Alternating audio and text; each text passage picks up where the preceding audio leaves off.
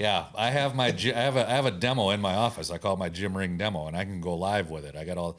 I had one of the engineers. They did all the. We use it for training in the office, but it's my gym ring demo, and I can sync it to my phone, so I can walk him through step by step on programming and setting up his HDX or his RTX. And Jim calls. I'm like, oh, let me plug this in. Hold on a second.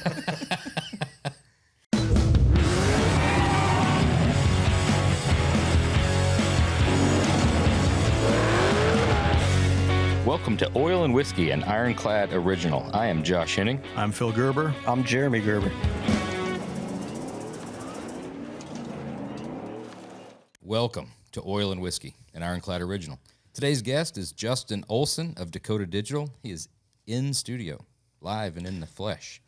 We also might do another edition of Taking Shots, depending on how this goes. But first, it's time for On the Gas. Justin, we have a segment called On the Gas where we like to give a shout out to somebody that's, on the gas, really moving, getting our attention. But when we have an in-studio guest, we like to give them the pleasure of giving that same shout out to somebody that's on the gas. So it's your turn. So I got to talk him up and tell him how good he is? Yes. I'm never going to live this down. You talk him up, we'll beat him down. Good, because he needs that. But, we just had a local car show, and I know he'd been around a lot, but Tyler out in Revision Rods in Rapid City, South Dakota, built that really kick-ass white Ford truck this year that won awesome. A lot of exposure and a lot of stuff. You don't even recognize it when you see it, but he's been building a lot of good stuff for quite a while here after he went out on his own. So he's going to be around for a long time doing a lot of good things. Yeah, that truck's pretty bitchin'. Yeah. The stripes and everything on it, the paint body on that thing is just like next level. The aluminum on that truck and just the machining, and it's unreal. We did the gauges for him, and he sent us up bells. I swear that thing weighed 25 pounds when he shipped it in. And wow.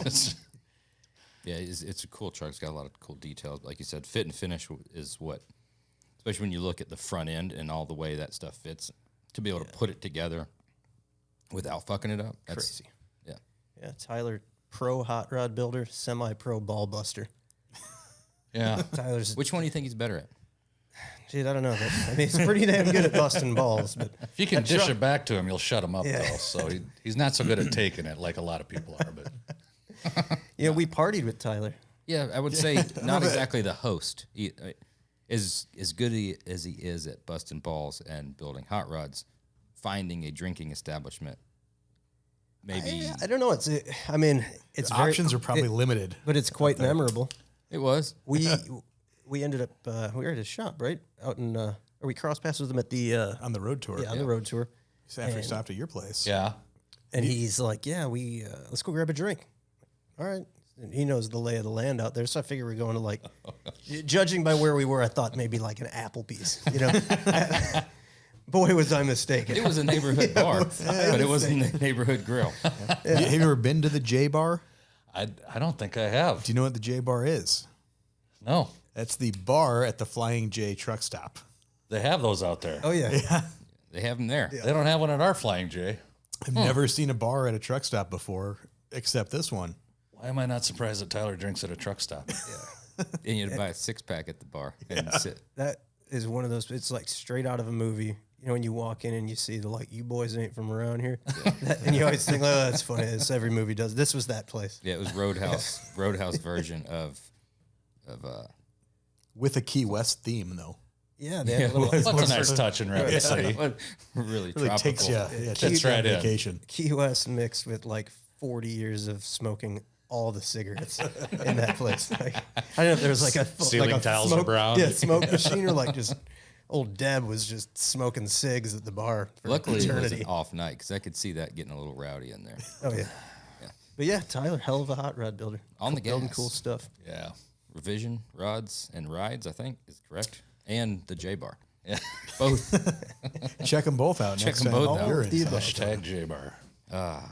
Justin Olsen is a sales executive for Automotive Products with Dakota Digital out of Sioux Falls, South Dakota. Dakota Digital has designed and manufactured the highest quality instrumentation and specialty electronics for custom cars, trucks, and motorcycles for over 25 years.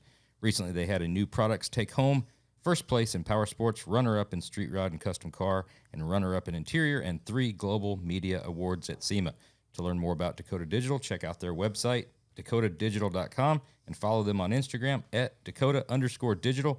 Justin Olsen, welcome to Oil and Whiskey. Thanks for having me, guys. Thanks for coming out. Absolutely. It was quite a mouthful. That was a lot. You did your There's a lot homework. of accolades in there. Thought I was doing my homework the last couple of days. Y'all won some shit at SEMA, that's for sure. It was a good year. Yeah. So yeah, SEMA, big year. Launched some new shit. Yeah. We came out with a new line that'd been on the drawing board for, depends who you ask, but it's been on the drawing board at least 3 years easily, but it'd been a concept that's been in at least Ross's brain for quite a while. But yeah, we came out with a new application, full digital programmable screen, all kinds of technology, built-in GPS, full colors, everything. So it's a new line. It's exciting. We'll see where it goes. Got real good reception with it. So a lot You of people shipping that stuff yet? Nope, not yet.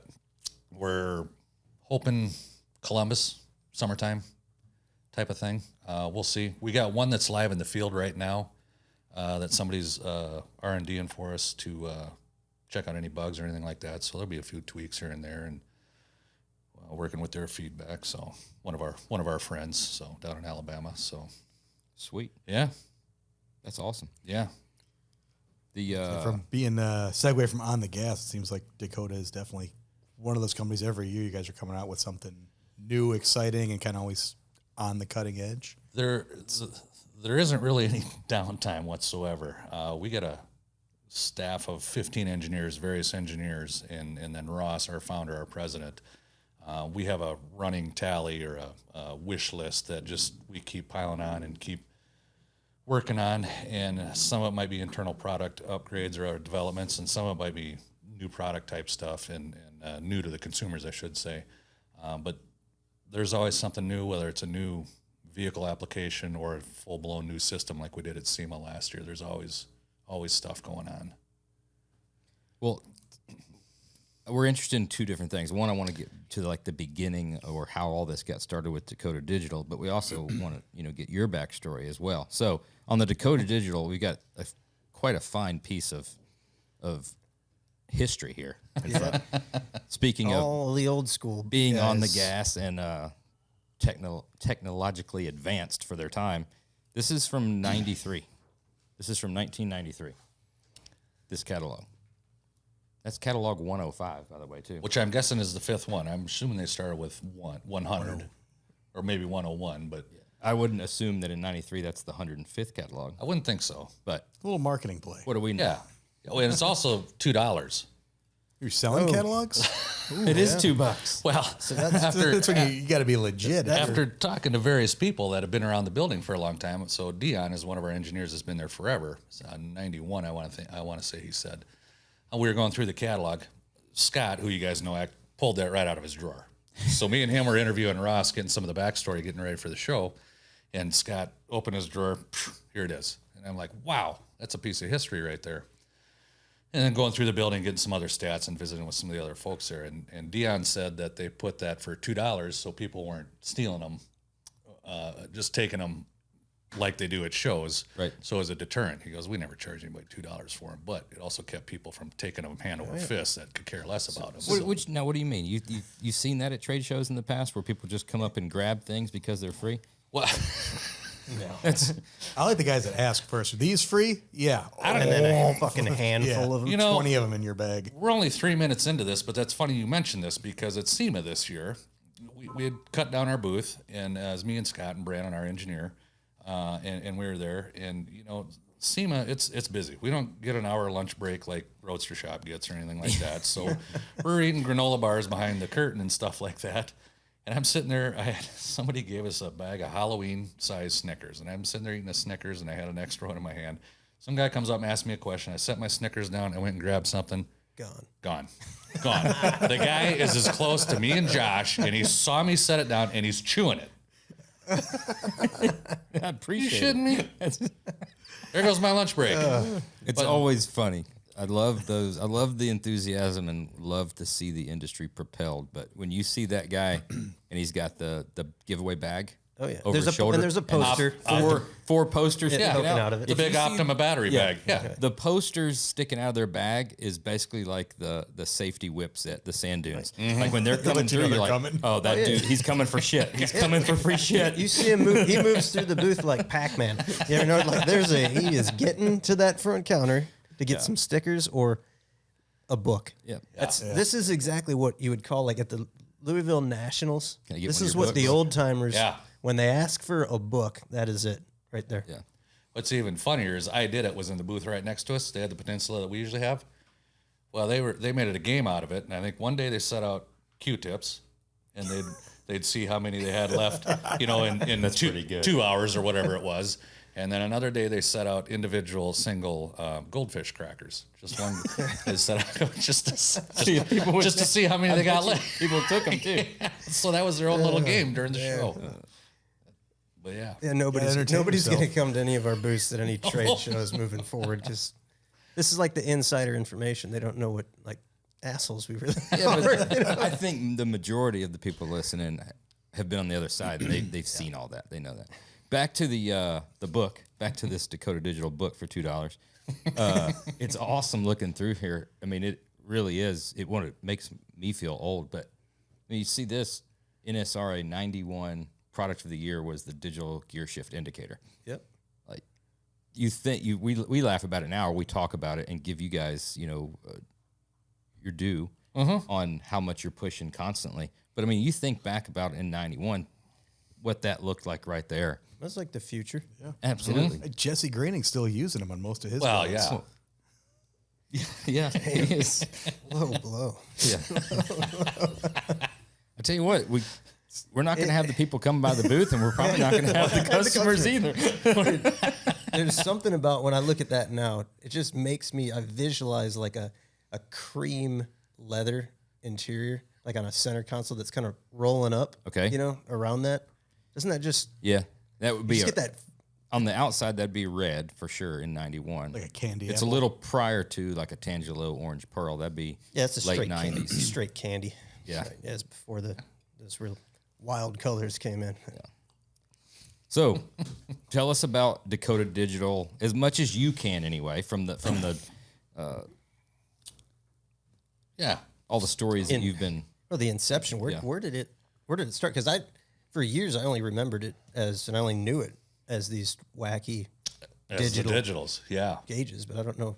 Yeah. So I'm a pretty young guy. Josh probably remembers when they hit the scene. I'm sure. the old guy in the room. I know that much. So, yeah, it started. So Ross Ortman is our founder and our president, and it started literally in his basement in about 1986.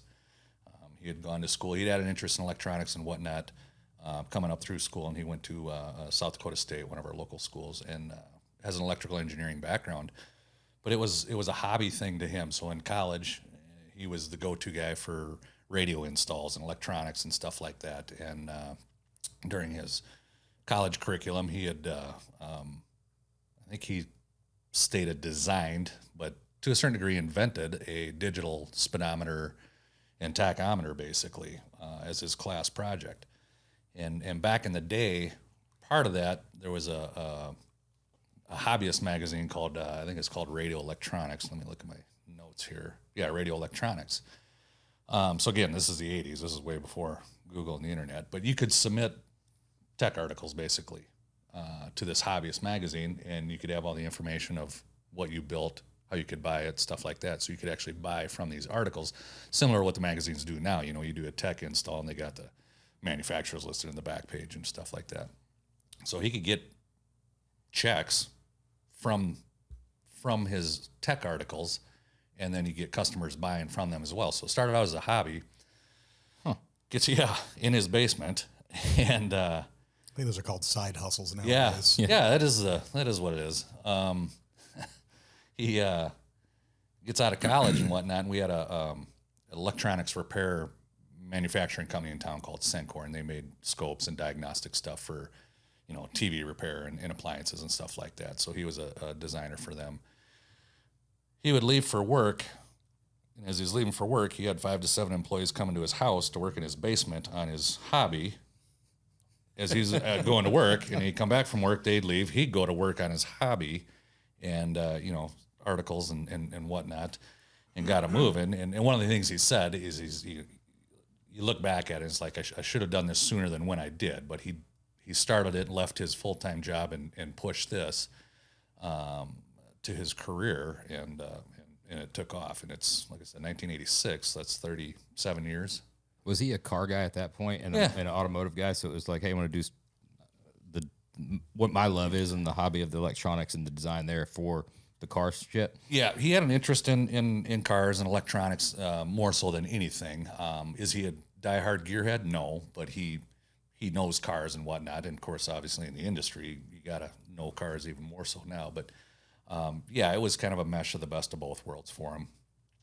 And so he moved out of his basement after 7 years, and got his first building. It was only like 2,800 square feet or something like that. But they graduated to about 10 to 12 employees, I think he said. We're there for a handful of years, moved across the street to 10,000 square feet. So now you're really moving up in the world. And it just kept expanding.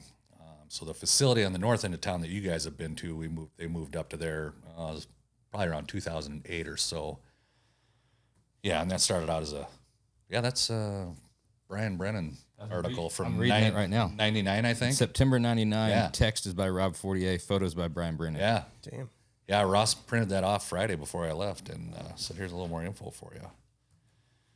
Well, no, like anything, just evolved and graduated to bigger and bigger buildings. And then our current building, there was an expansion put on that and doubled it in size to about 40,000 right now, which just before SEMA, we broke ground on another 40,000 that's going on to our adjacent to our current building, which will give us 85,000 square feet total. They'll be joined by a catwalk in the middle, but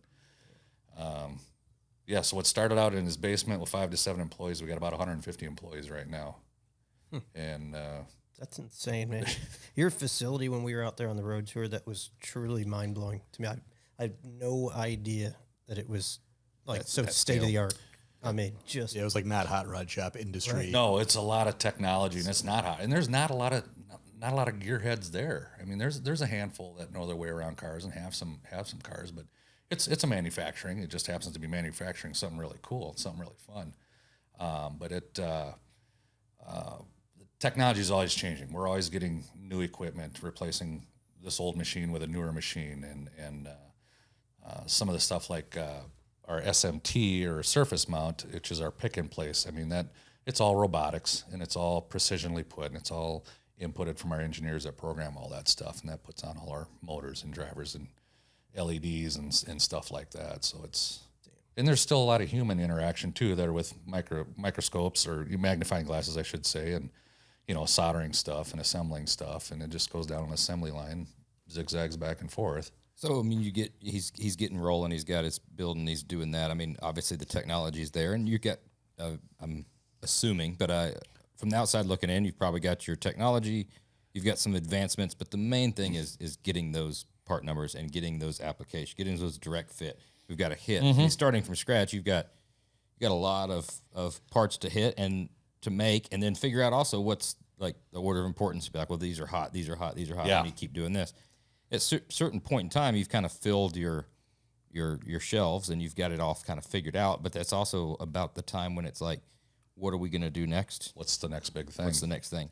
In the 80s, obviously, it's street rods, it's 32 Fords, Tri-5s, stuff like that, because 30 years ago, that's where it was. And those were the common sense ones. Whereas nowadays, trucks are number one. Who would have ever thought a 79 Chevy truck was going to be one of the heavy hitters that it is nowadays?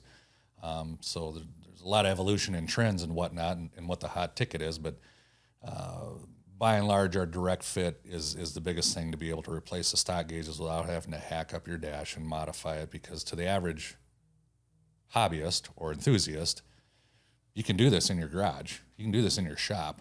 It's when you get into cutting and fabbing and body work and stuff like that that turns off a lot of people. So the easier you can make it, and wiring in general is intimidating to a lot of people too. So the easier and simpler you can make it, the better off it's going to be. So what the hot ticket is, as far as what cars or trucks are going to be the trends, and making it as easy for the end shop or installer is very important. What spurred the decision to go from the name Dakota Digital and everything was those, you know, digital, that display to be like, you know what, we're going to start doing some, I mean, for lack of a better term, analog style gauges. That's what they are. Yep. And I mean, honestly, that's where I know, you know. Well, it was from the outside looking in, it seemed like they stayed in the saddle a little too long, you know, like, because we didn't use a lot of Dakota stuff back in the day. And I mean, early in our career, it was still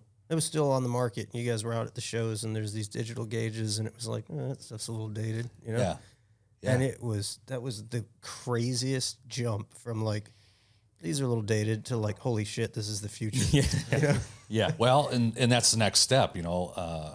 The original stuff is what they call vacuum fluorescent display, which is just what it is. It's the segments and it's the VCR look or whatever you want to call it. VFD. Yeah, everybody's kind of familiar with the VFD stuff. Absolutely. That's what first. That's Josh doing his research. I just took the first three of what he said. Yeah, vacuum fluorescent display. Absolutely. Jeez. And so the jump started, another part of the history lesson I got from Ross, the jump started around 2008. Everything crashed. Housing, everything crashed. He was good friends with Speedy Bill. And there was a lot of drive. You had a 50-50 chance. You're either going to shut the door, it's similar to COVID. You're either going to collapse or you're going to catch on fire and go. And Speedy Bill's concept was the hobby's not going to die. Hobbyists are still going to do their hobby things. This is the time to start putting stuff on the shelf because when it's on the shelf, I can sell it instead of having to wait. So it was time to start filling things up. And there was a drive that was the next step is, there's analog gauges out there. We can do them better though. We can build a better mousetrap. We can add technology into it and we can do some different things. And along with that comes different technology and different machine and equipment involved in it, which was also a learning process. But that's where it was. It was just a drive, and Speedy Bill and Ross had a good relationship. And he said, "Now's the time to take the jump to the next step. When everything's crashing, When everything's falling on its face." Go spend a bunch of money on equipment. Try, and that's what they did inventory. 3 years ago. I mean, look what happened with COVID. It's the same thing that happened 3 years ago. It just exploded. That's wild. Yeah. It did, like you said, though. It was crazy when you saw something that, you know, to use your terms, looks like they stayed in the saddle a little too long, and you're seeing the same thing, and the trends of what was being built. You know, the customers we were building vehicles for didn't want that. You know, and then what seemingly overnight, it was like, oh shit, those are awesome looking, and not only are they awesome looking, like you're telling me you can put like a compass in there, like new car, and you can get like outside temperature and like. And then you're telling me these things are gonna like actually work. Well, we're gonna put them in, and you're gonna be able to get all your vitals. This is hell yeah.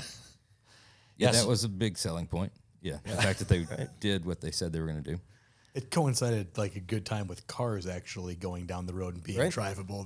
Then you needed gauges that were accurate. And, I mean, they were probably even a little ahead of that, you know, before everybody else started making like the cars work. But Right. Yeah, you didn't. I mean, back then, like the gauges only had like 3 digits for this, you know, odometer. You were never going to get. Because you put 12 miles on them a year. Yeah. Going to the Cars and Coffee or whatever it was.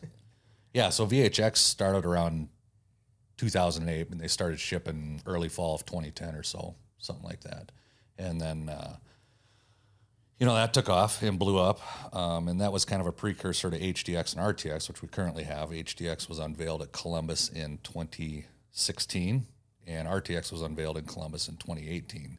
So VHX got underneath us, and more applications. There's a ton of applications for VHX. And with anything, I don't care if you're selling toilet seats or if you're selling gauges, somebody wants to do something different.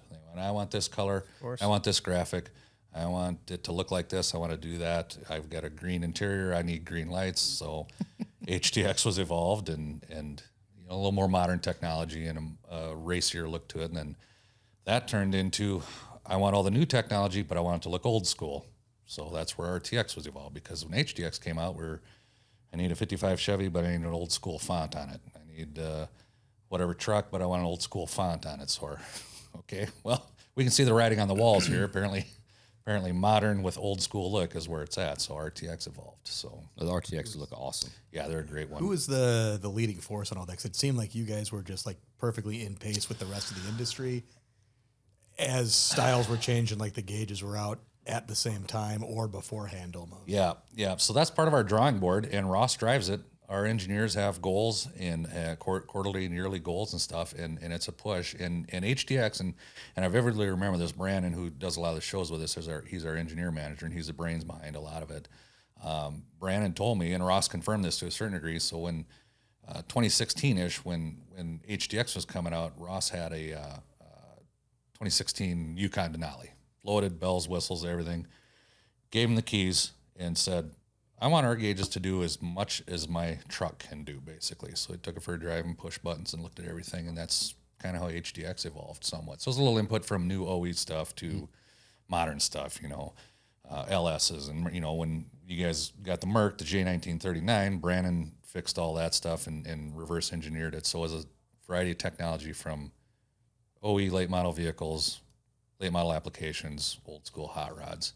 And it followed the same chain of what's hot. Our top 10 or top 13 that we released are pretty much the same, but it's the trends of Tri-5s, trucks, Camaros, Chevelles, the big sellers, the fast movers type of thing. So, Yeah, it was really the perfect recipe because the sequence in which they came out, you were able to sell, and we've seen this right here in the shop, the same customer, all three of those gauges for their car. You can't stop. I'm glad you mentioned that because you can program the odometer too. Yeah.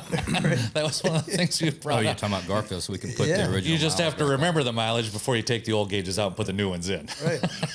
But it was, it progressed quick enough that you got the initial gauges, the original design. You're like, these are awesome. And then when the next ones came out, you're like, holy shit. Yeah, damn. These are even better. Yeah. And then you're like, oh, these are coming out soon. Yeah, we hear that. These are crazy. I got to have these. Yeah. Yeah, we hear that from a lot of customers when you release something like, damn, just put VHX in my car and now you came out with RTX or vice versa. So, yeah, it's. Well, I think it is. I mean, it's a testament to Ross's thought process, mentality, and the entire company's to keep your finger on the pulse and move at the punches and roll and be on the cutting edge. I mean, especially after doing it for so long and coming up. I mean, it's not easy to do what y'all have done. So it would be easy, and you've seen companies do that before, of being like, it's a fad, it's a trend. I mean, those customers don't know what they want. Everybody's going to want something different. We just keep doing our thing. Shave a couple percentages off the profits, and let's try to do it more efficiently. But it's something to be said to continue to be the one that everybody's talking about, and they have to have your new stuff. Like you said, if you got a customer buy 3 of the same thing for the car, I mean, that's something. That says it all. Yeah. There. We have a good, besides the customers along these lines here, we have a good dealer base and very good friends with Ross. He was friends with Speedy Bill, like I said. Yogi's, who's been around the car shows forever, has been a lot in Ross's life too, and he's got such a good relationship with those dealers. So RTX came out in 2018. We were doing Back to the 50s, which is in June. We weren't releasing RTX until Columbus because New Products Awards and all that stuff, you get a lot of exposure at Columbus. And Yogi's there is set up at the show, and they're just kitty corner from us. And we all internally knew it was coming up. And I go over and talk to Eric, who's their lead purchaser that we deal with. And I said, hey, I hadn't seen him for a bit. I said, hey, we got something coming up I think you guys want to be a part of. I said, we're doing this. He said, I'll take one of everyone. I said, you don't even know what it is. He goes, if you guys have something new coming up, I want one of everyone. I said, it's 13 systems. He goes, I'll take them.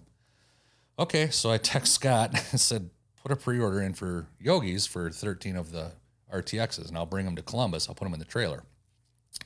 So I go down the aisle next to us, and Rex with Affordable Street Rods is there, another good reseller of ours. And tell him the same thing. I said, we got something come up at Columbus. I can put them in the trailer. It's going to be, 13 applications. Yeah, bring me one of every one. I said, you don't even want to know what it looks like? He said, no, because I trust you guys. Just bring me one of every one of them. I said, okay. So they didn't even exist. It's got 26 systems already sold. They don't even know what it looks like. And it took 15 seconds. It's just the relationship and the faith we have, our dealers have in our faith in us, and it just speaks for itself. We don't have to. When we bring in a new sales employee, I teach them. Scott and I teach them, and one of the things I've been telling was we're not really salesmen. We're educators. If they call us, they already know they want it. Yep. We need to educate them on, okay, you need this for your LS. You got this transmission, you need this. You got this fuel injection, you need this. We don't have to sell per se. We just have to, no, you want HDX because of this, or you want RTX because of that, or whatever the case may be. So, Are you still wholesale only? You're working through your dealers? You sell direct?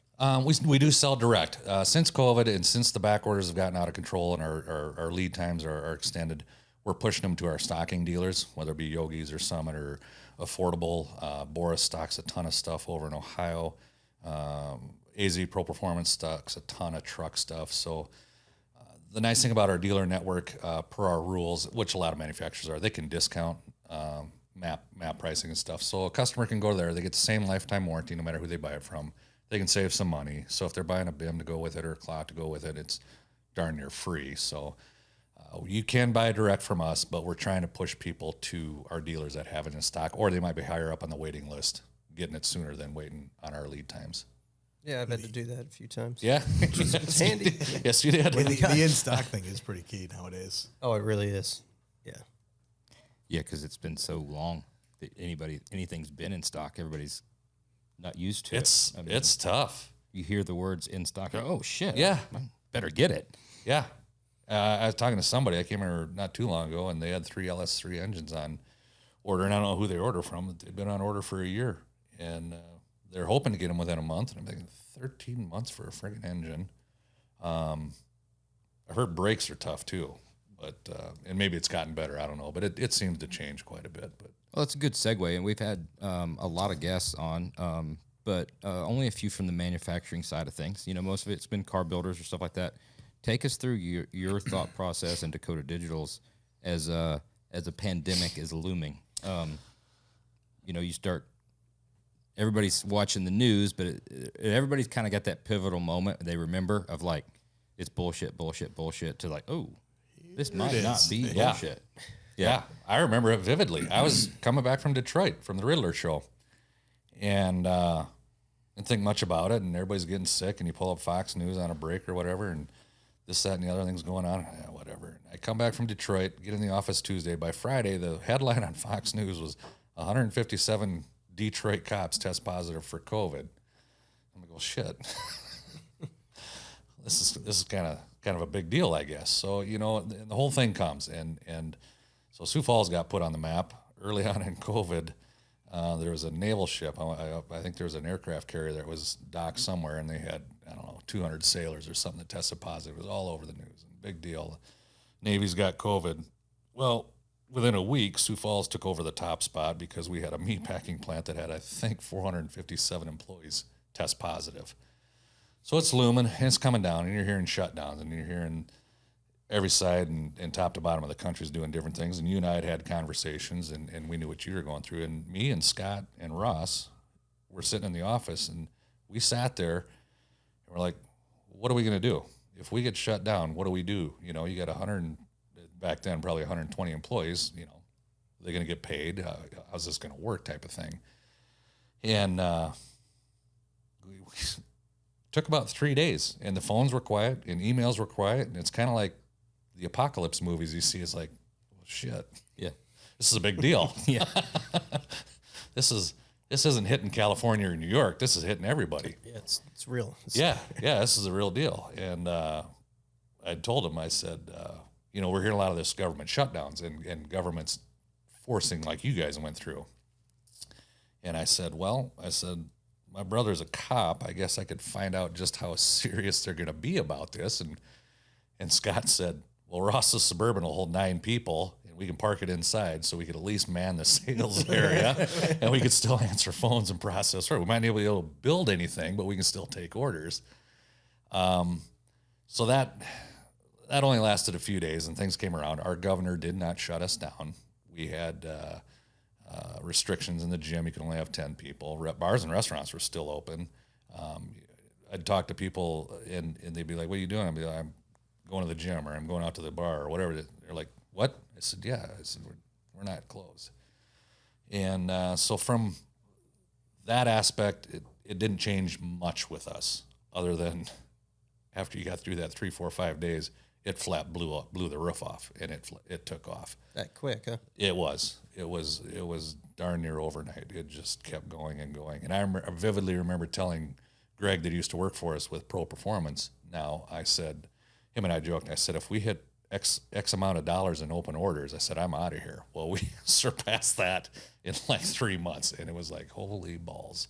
And we talked. I mean, we talked a good bit, and everybody going through the same thing. But you're also like waiting for the other shoe to drop. Yeah. The whole time it's like, well, this was crazy. Yeah. But next month it'll be Yeah. over. Yeah. And well, this one was fucking better than last month, but and next month it'll be over. I don't ever remember like the feeling like the floodgates are open though.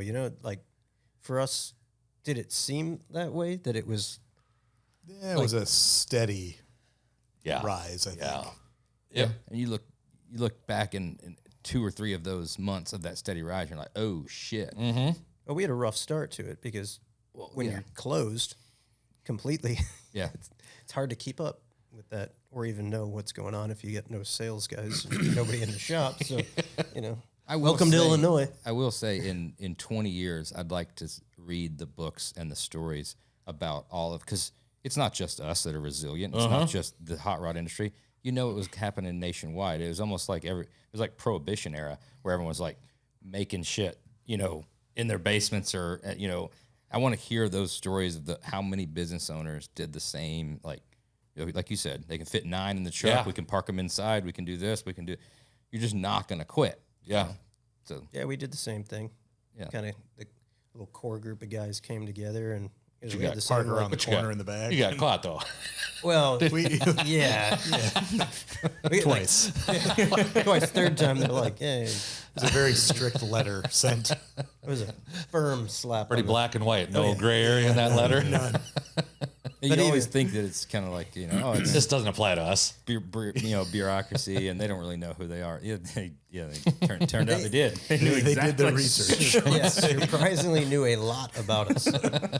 But even when that happened, I mean, at that point we scaled back to like, what was there, 4, 5 of us that we just weren't going to give up. There's just the sheer, like the principle of it, not that we 4 or 5 guys can really accomplish that much, but it's kind of like a fuck you, don't tell me what I'm going to do. That's probably why we're hot rod builders, because we don't want anybody telling us what to do, right? But we felt like we were doing something, we were working. I mean, we got to actually dig into some projects, and me and Phil running forklift for 3 weeks on receiving steel and doing everything, Man. just packing it. Like we started joking after a couple of weeks. We're like, when everybody does get back, they're gonna be fucking pissed. I remember, there's shit like everywhere. Yeah, you just didn't know where to put it. You were not using it. It's coming. Yeah, and we were trying to get more. You're trying to get more steel. You didn't know what was going to happen there, so you're trying to double and triple up on everything. Like, can you bring us? Oh yeah, we'll bring it. Oh yeah, like bring us everything you've got. We'll take it. Yeah, we'll take it. And that's what we are too. And we got some things even now 3 years later. We got some things where we have projections out from our suppliers. We have 3 years numbers out. We need X amount of days in between for 3 years. Just keep it coming. And some of those it works out with, some of it doesn't. I know you guys dealt with material increases. That was mind blowing. We had the stuff that you weren't prepared for, like I think it was packing peanuts. Yeah. And then all of a sudden, the foam for the spray stuff for the shipping. And then all of a sudden it was Toilet paper. Toilet paper. Yeah, I mean, every day was like a new adventure. Like Phil, I think as you and I were talking at a show, how and correct me if I'm wrong, if your wood crates were roughly $400, and then it went up to about $1,000. We did get everybody out of the shop. We need to figure out. We need to figure out how to do this better or cheaper. We were building them at a loss. It happened so quick. Yeah, I mean, it was like over a course of like a month. $400 Like it went up like $100 a crate, then $300 a crate, and then like Dave, our parts guy, comes like, just prices went through the roof. Like 2x4s are $16 a piece. Like, well, how much did they used to be? 4. Oh shit. And we're using how many? Oh yeah, OSB went up to that. Oh yeah. Shit. Well, then it got to the point like I park outside. I leave the keys in my truck. I leave the keys in anything I drive out in front. Well, when Home Depot, Good to announce. well, when Home Depot dropped the lumber order off, I'm like, get that shit inside right now. Yeah, get it inside because somebody's gonna steal that. Of money. Exactly. No, that's just it. And some of this stuff went up 10%, some of it doubled, whatever the case may be. For example, it's like VHX, for example. You can get that in red, white, or blue backlighting. Our 2022, we went through 1.2 million white LEDs. I don't know how much they are at a raw part, but if that goes up a penny or a fraction of a penny, 1.2 million times, that stings. And then nuts, bolts, washers, material, acrylic, whatever it is, and chips, that's a given. Those, fortunately, our engineers, Ross and our engineers, are able to design different variations. So if we can't get this piece, we can build it in this version. It's not going to change anything to the end customer, but it's the guts inside. Well, we can't get this component, so let's build version B, build version C, whatever the case may be. So that's not helping the bottom line. Either reinventing the wheel. No, it's not. You're tasking your engineers, the brains of the operation, reinvent the wheel, build a better mousetrap, because you can't use that spring on the mousetrap anymore. You got to use a different one. Yep. Yeah, we dealt with that quite a bit. But it seems like you guys probably, the bulk of what you're dealing with is probably raw materials. I mean, from the outside looking in, it looks like you guys manufacture a lot more in-house than what most people do. Part of this, and I got educated on this phrase, was what they call vertical integration. And in the early days of VHX, you'd order a gauge, and we had an outside company that would print the face. We had to print, 50 of them or 100 of them. So if you called in and you wanted a custom face with the RS logo on it, yeah, we can do that. But now we got 100, we got 99 extras of them, because just need your one for the 55 Chevy or whatever the case may be. So it turned into, well, screw it, let's figure out how to do it ourselves. About the only thing we farm out is chrome, powder coat, anodizing, stuff like that, the plating stuff. Yeah. Pretty much everything's inside. Supplies, material are all brought inside. Our machine shop's got a ton of great equipment and technology, so everything's pretty much done inside. But bezels get sent out to chrome platers. We're not going to deal with EPA rules on all the chemicals and all that crap. So, so it turned into, well, they're going to charge us an arm and a leg. We're just going to buy the equipment and figure it out ourselves. This company's not going to supply us with this piece anymore. We're going to buy their equipment, and we'll just make it for ourselves. We'll take their customer list, and we may or may not deal with some of their customers, but it's who's the first one to the table with a check, and we'll make it, we need it. We got to figure out how to make it happen. So how close have you gotten to digging out of that hole or getting back to pre-pandemic lead times? Not very, to answer your question. Don't feel bad. It's still a roller coaster. Pushing customers to our resellers, the Summit and the Yogis and the Affordables of the world, is good. It has probably slowed things down in the office, but now we got dealers X, Y, and Z that are just got their foot on the gas, and they're just pumping the orders in, and they're big number orders, so that the numbers all equal the same. It's the same quantities. They're just going to one big location instead of 100 customers spread out all over the country. We're still building and shipping at record pace. It's just getting our head above water is still a challenge. It's still a battle. How much have you upped production to keep up with the sales, and are you able to keep up with the increase in sales? Scott and I talked about this, and we might be, in a lot of areas, we might be just flat out at max capacity, which is part of our building expansion that's going on. Now, that was on the drawing board for several years, and then COVID hit, and of course, building materials and everything went through the roof. So that's been a topic several times for the last few years, but it finally is moving forward.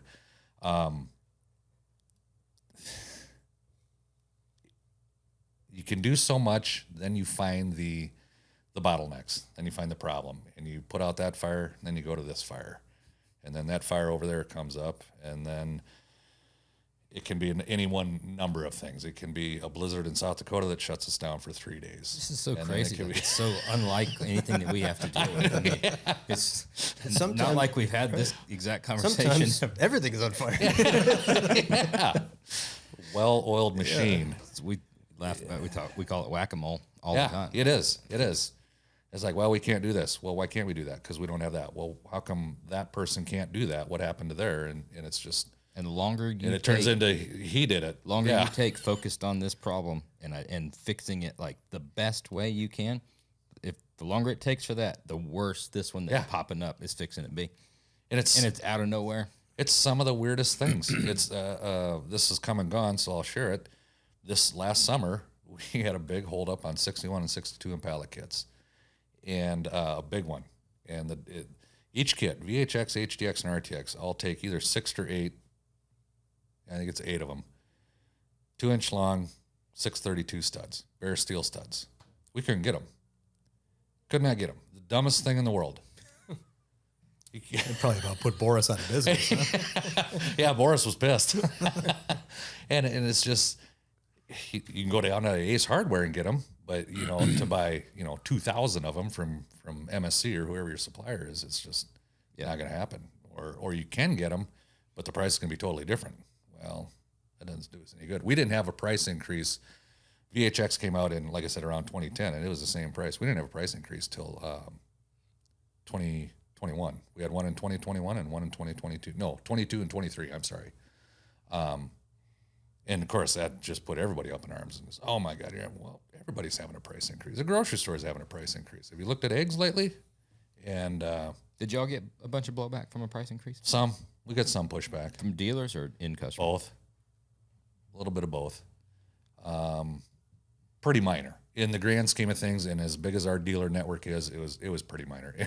And we probably could have pegged who it was before we even sent the email out too. But Well, moving on to the tech side of things, because that's something that just baffles me when you see the technology you're putting into them, what the product is. It's as user-friendly as you can possibly get. However, I do know the industry quite well. And know the user? I know the user.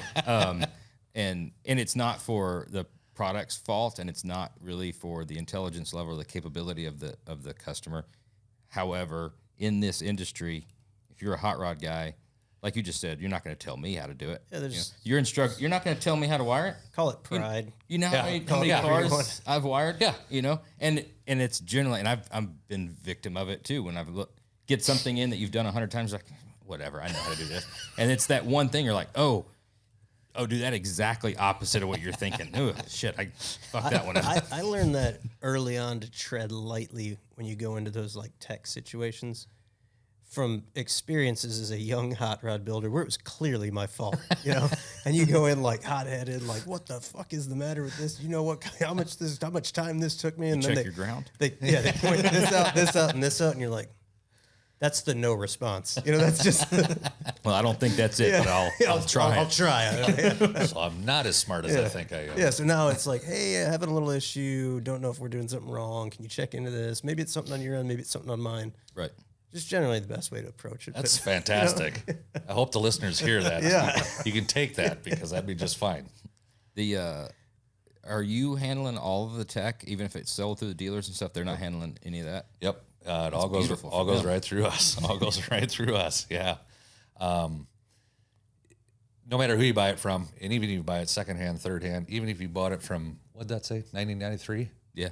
Yeah, even if you bought it back then, they got a lifetime warranty, and we'll back them. And even that older stuff, a lot of stuff supersedes, and we can support it. There's very, very few products that just flat shut the door and they're done and can't do anything about it. But yeah, we handle all the tech in-house. We got 5 or 6 full techs, and of course our engineers are our backups because there's the one that designed everything. So if it goes above the tech or it's something really glitchy, then it goes to the engineers to be like, hey, WTF here, what's up? But yeah, we handle it all in-house, and it starts at sales. I always tell them at shows, if us dumb salesmen can't figure it out, we'll get you up to tech support. Otherwise, we'll get to the engineers. So typically, our stuff's not perfect. It's not going to be 100% perfect 100% of the time, but typically end user error has a lot to do with it. Somebody mentioned grounds. Grounds is a common one. We design the stuff to be as physically simple as possible. Power, ground, keyed ignition, everything else is signal inputs. If your fuel sender ground signal sucks, your fuel gauge is gonna suck. Everything else, it's color coded, it's labeled. We tried to make it as idiot proof as possible. Tried. Yeah. Looking under the dash on some cars that we get in here that our people have worked on, I'd be scared to death to tech some of these questions that a wire changes colors 2 or 3 times in the length, and just bird's nest upon bird's nest. Butt connectors and tape and what do they call those? Scotch. Scotch. Yeah. You do exactly right. But yeah, it's the central control box. Like I said, it's physically simple as possible. Got to have power, got to have ground, got to have keyed ignition. Everything else is coming from your senders, your blinkers, your high beams, whatever's your harness. Those under dudes, the dash. honestly, your tech department, anybody's tech department, but I mean, for your size and as techie as what your shit is in comparison to a lot of guys. I mean, if you have a a brake kit that doesn't bolt on, that's a different level of tech than I've got it doing this and at this many RPMs it does this, and then when I turn the headlights on. Your tech guys, like, they deserve some fucking credit because that's got to be, which I assume after a while they start hearing the guy like, hey, it's doing this. I'm like, I know exactly what you did. You done fucked this one up. You done messed up, Aaron? Yeah. Yeah, they get a lot of curveballs and they deal with a whole variety of skill levels too. I mean, there's some guys you get on the phone and you deal with face to face at the show. They shouldn't be messing with the pliers, let alone building a car. And what trying to shops build would a those car, be? trying to build a car, and excuse me, but yeah, they get the worst of it, and because we're guys, we don't read instructions. We know what power and ground is. We don't need to check anything, and sometimes it works, sometimes it doesn't. I mean, I was driving down here and I had Randy on the phone from Paint House, Right there. yeah. On the glass. We're figuring out a fuel sending for that vet he had at SEMA and one of his BIM settings for his speedometer, which reminds me I need to get a hold of Brandon on that one. But yeah, we help out as best we can, and our tech guys are real good. I think your problem stuff, I think your solvers. stuff's awesome. The tech guys have always been great. I know we've had to reach out on stuff. We're trying to do something, and it's Very like you said, it's a seldom, setting or Yeah, very seldom. I mean, it's one of the few products that 99.9% chance that thing's working perfect out of the gate. Which is almost. I don't love it because when the oil pressure says 0, can't blame it on the anything. fucking motor didn't have oil. You can't be like, nah, it's probably the I'm same sure it's indication. it's a brand new fucking crate motor. It's got oil pressure, If it's the temp one, you can't be like, well, it's in the back of the head. You Yeah. you got to understand, moving that's away from the intake. It's probably an air pocket in it. None of that. No. It's gotten to be like as easy as an LS swap is now. It's the same with putting some gauges in. It's like, if it's a Dakota Digital set of gauges, they're going to work. You might have some fucked up issues with other problems on the car, but you'll know how fast you're going, the RPM, and Well, thanks for that.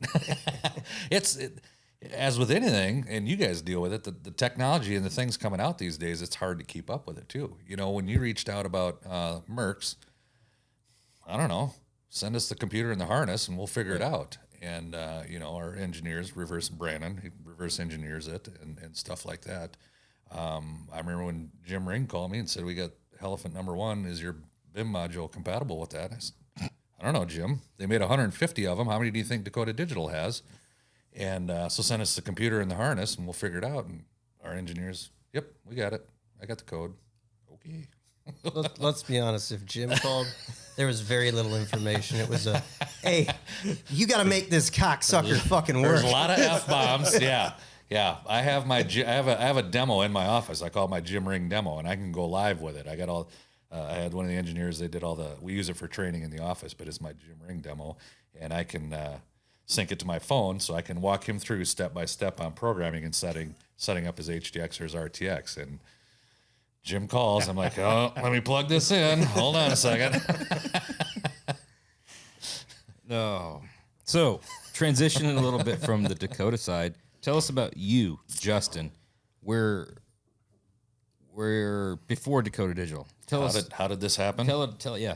I wish you get another drink in first. Yeah, crack that. Crack. Oh, Look at that. Look at that. Look at that. I'm breaking stuff. Oh. Maybe it's Oh, What Jesus. kind of Chinese crap we got going on here?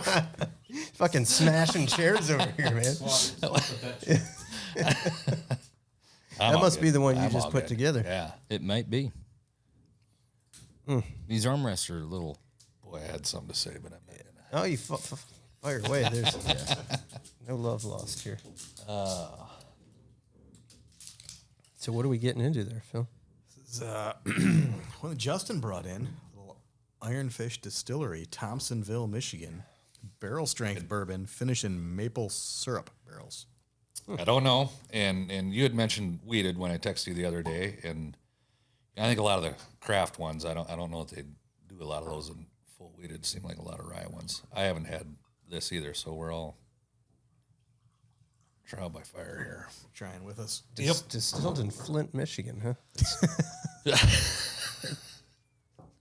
Probably not using that limestone water like they do down in Louisville. I say they both can claim good water.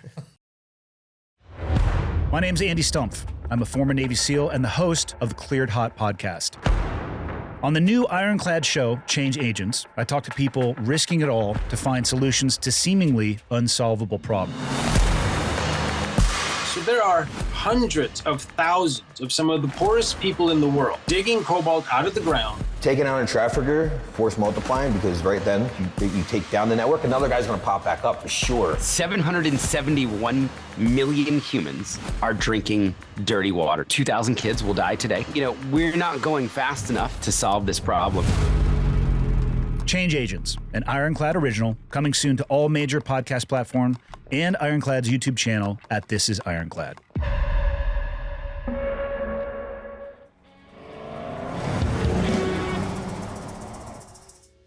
Yeah, you ready? Ready. Yeah, where'd you come from, man? No, I'm from Sioux Falls. I grew up in hot rods. My dad was a gearhead, still is a gearhead. Took a pause when me and my brother were coming around, but in about 1983, my mom gave him the green light to build one of his old hot rods back, build a clone, and he'd bought a 63 two-door sedan Bel Air that he'd raced and had back in the day, and he'd found one local and built a clone to that, and I was 11 or 12 at the time. There's a picture of me somewhere in the albums putting the hood trim on it and getting ready. The big shows back then were Super Chevy Sunday, and we were getting ready to go to Super Chevy Indy, which was the big deal back then. But we had our family had a sporting goods store, boat store. I grew up in the marine industry, hunting, fishing, and boats and stuff. And so the back shop area was also my dad's car shop building area. He was a police officer at the time. He got out of the family business because, you guys may be able to relate, working for family can be tough sometimes, but it wasn't going the direction he wanted it to. Instead of having a family feud, he got out and got into law enforcement. Fortunately, he was able to keep access to the shop so he could build hot rods back there at his own hobbies. So we got that. Just small block car, 4-speed, 411 gears. We drove that from Sioux Falls, South Dakota to Super Chevy Sunday, Indianapolis. Of course, no air conditioning. You know, it's an old day 2 hot rod type of thing. Headers, 411s, and 55 miles an hour is about 3,000 RPM. Screaming on the highway. Yeah, by the time you got there. What takes 11 hours now from Sioux Falls took about 18 hours probably back then. But so I grew up with that, and he'd built a few other cars for some friends of his as time went on. And then I was coming up and getting older. He was getting ready to go to the FBI Academy, and he said, "You need to."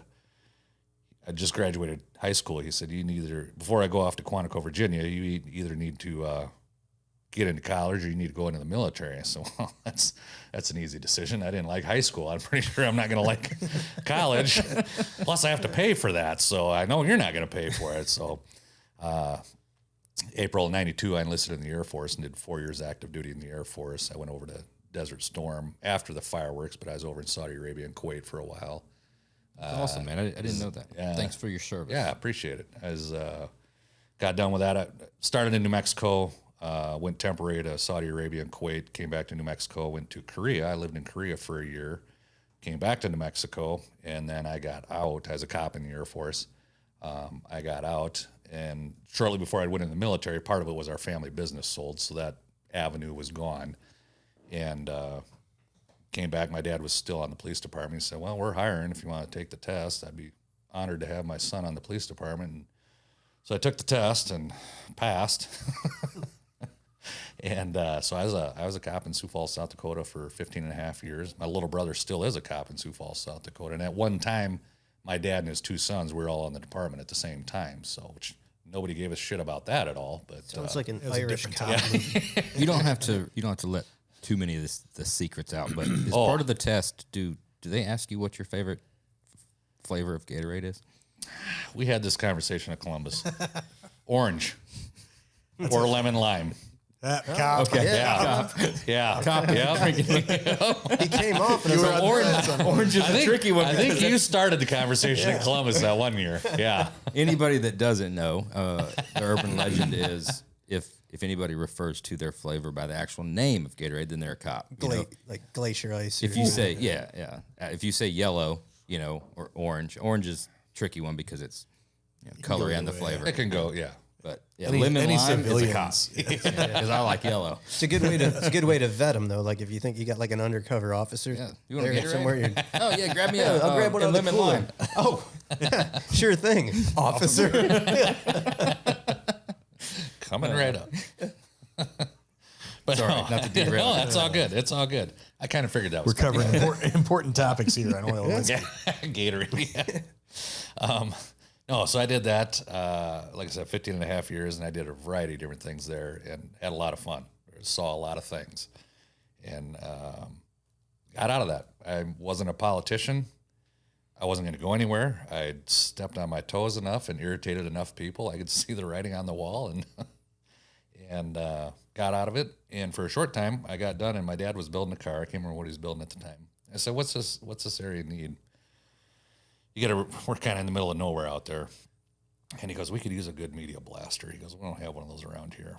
And so I bought all the equipment to be not soda blasting. I mean, it could do soda blasting, but walnut, crushed glass, stuff like that. Ran that for about 2 years, sold to my number one customer who is a shop back home. And I needed a job. And kid you not, I was driving by the end of north side of town where Dakota Digital is and pulled up the website and like, but damn, they got a sales position open. So I sent off I think I called them first and said, yeah, just submit the app. And it's a pretty basic app. And I sent it. And Scott called me pretty quickly. And he said, he's our sales manager back there. He said, yeah, I got your app. How soon can you come in for an interview? And I said, well, I'm in jeans and a T-shirt. He goes, yeah, so am I.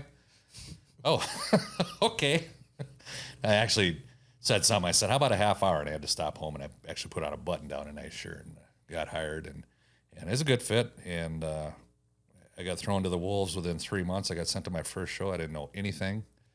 And our catalog, we got 2,700 part numbers, I think, on our automotive side alone. So 3 months isn't much time to get your feet underneath you to go to a show and start talking to people. But Before we dive like really deep into the Dakota part, Back to I'm the- a little back to the intrigued. cop stuff. 15 years as a cop, like 96 to 2011. there's got to be some good There's stories. some very good stories. What all did you do?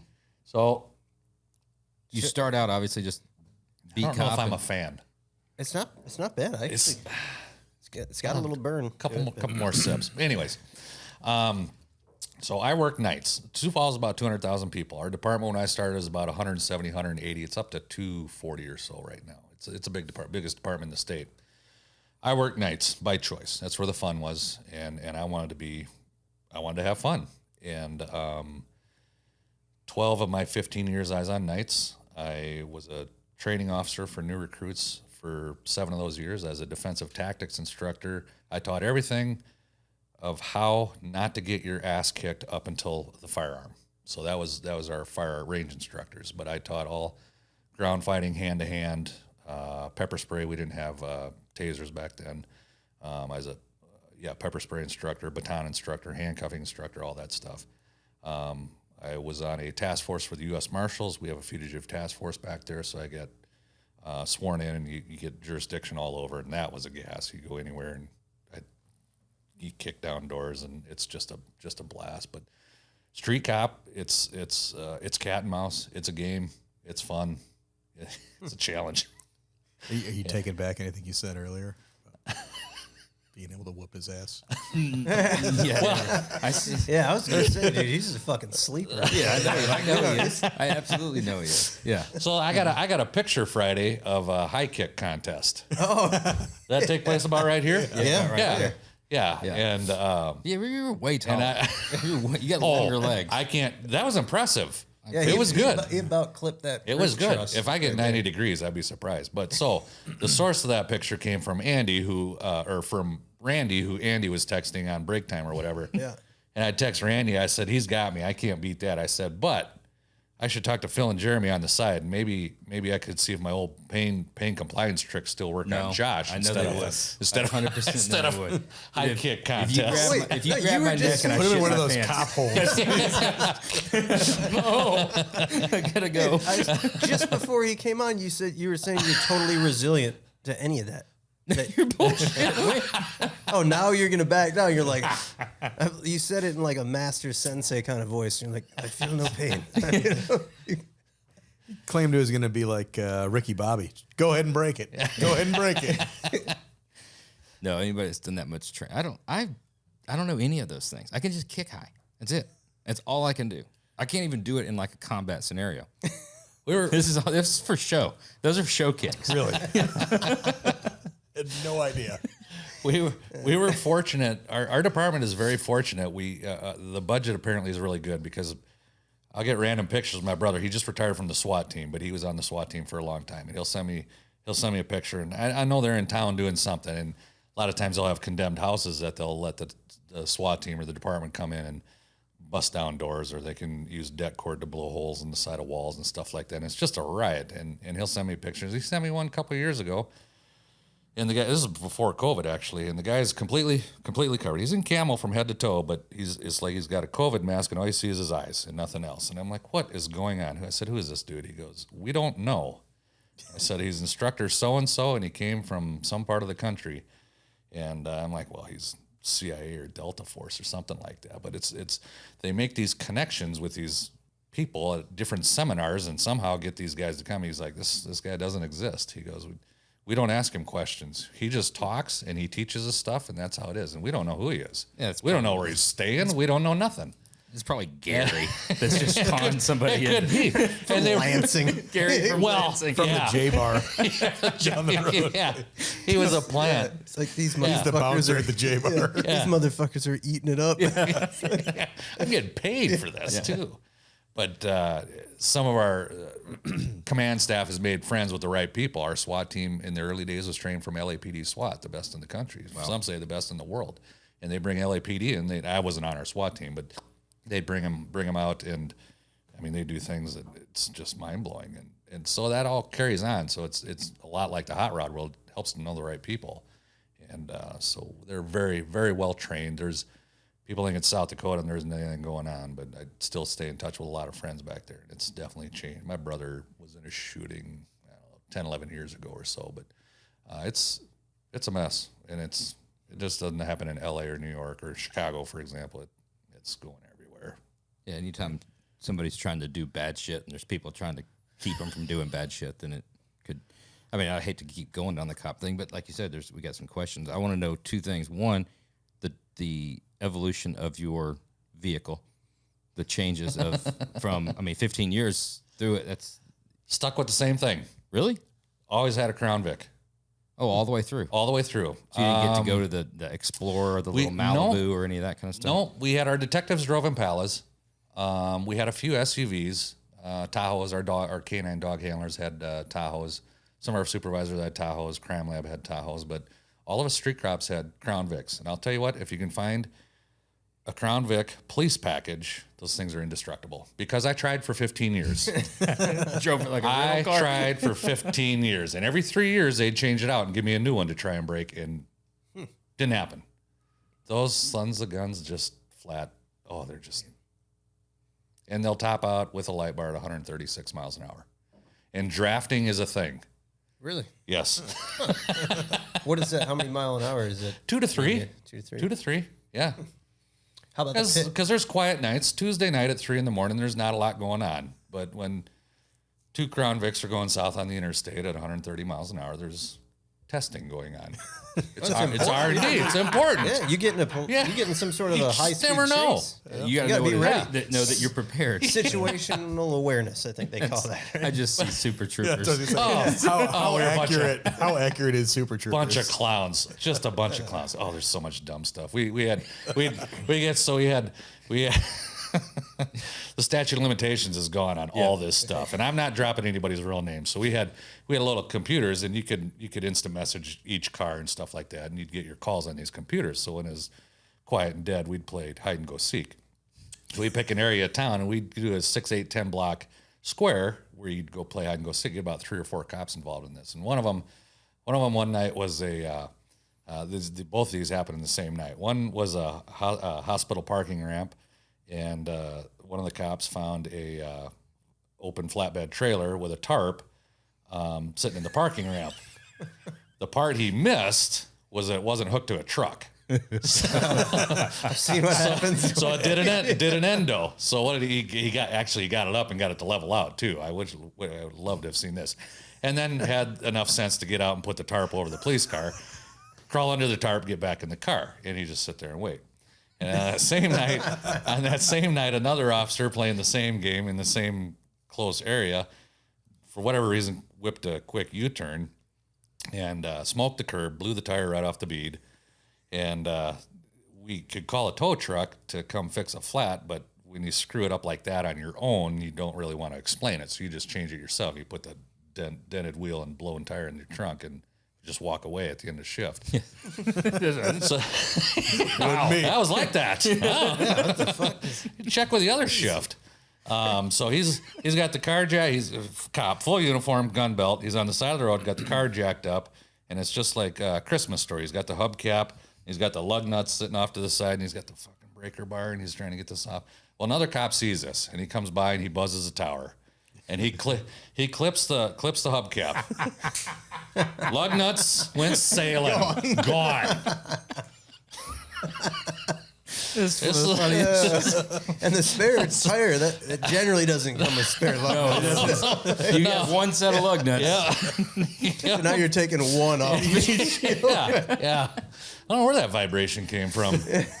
But there's all kinds of fun. There used to be, because this was before GPS, body cameras, and they can track you and all that stuff now. But I mean, I started in their body cams. Well, in-car cameras and microphones on your uniform came about 3 or 4 years later, and so I got the mix of the old school and being on duty with a lot of the old school guys who still serve street justice. I mean, it wasn't uncommon to take a back alley on the way to jail because somebody needed to be tuned up because they're being an asshole. And you pull over and be like, oh, this ain't the way to jail. I wonder where we're going. And you go to this back alley, and cop would get out and bam, bam, bam. Quit spitting on me, and you get back and you go into jail. Like, oh, that's what happened. Okay. So, that's how it is. Yeah. Well, I asked about the car thing because I'm a huge fan of a show on Patrol Live, used to be Live PD. Watch it every Friday and Saturday night. Big fan, hooked, addicted. And being a car guy, it amazes me, whoever thought the great decision back in the day to start saving gas mileage and, getting these OE vehicles with, smaller and smaller engines. And you watch this all the time, all over the country, and, be getting a police chase. People run a shit ton nowadays. Yeah. I don't know if they've always done it, but everybody runs. Yeah. Now, there's a lot of chases. A lot of them. It's really cool. In central and northern Florida, is that where? There's a lot in Florida. A lot happens in Florida. A lot in North Vegas. Carolina. Beach Bend, Indiana, too. That's Beach Grove. They Beach run Grove. Foot chase, huh? No, running like Car cars. pursuits. These are cars. Car chase. Car Oh, chase. yeah, okay. Yeah, Gotcha.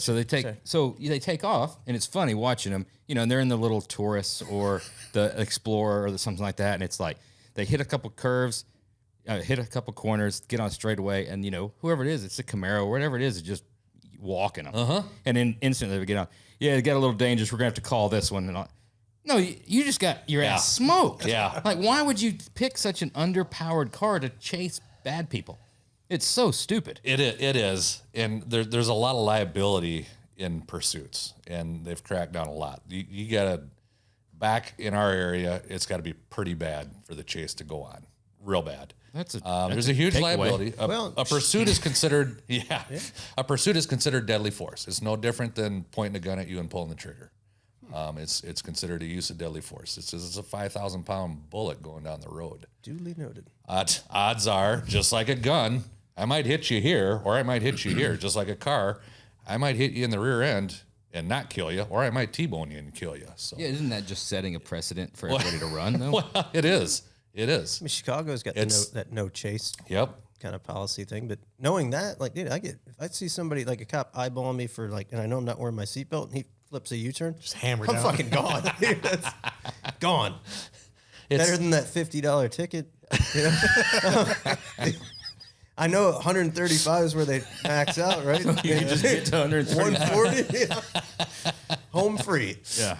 You got to get the carbon ceramic brakes from the dealer that ups it to 160. There you go. Usually. There you go.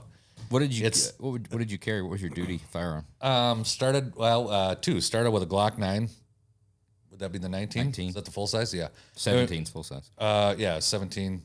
Then we went to 22Cs, which were the 40s with the ported slides. Oh. They were sweet.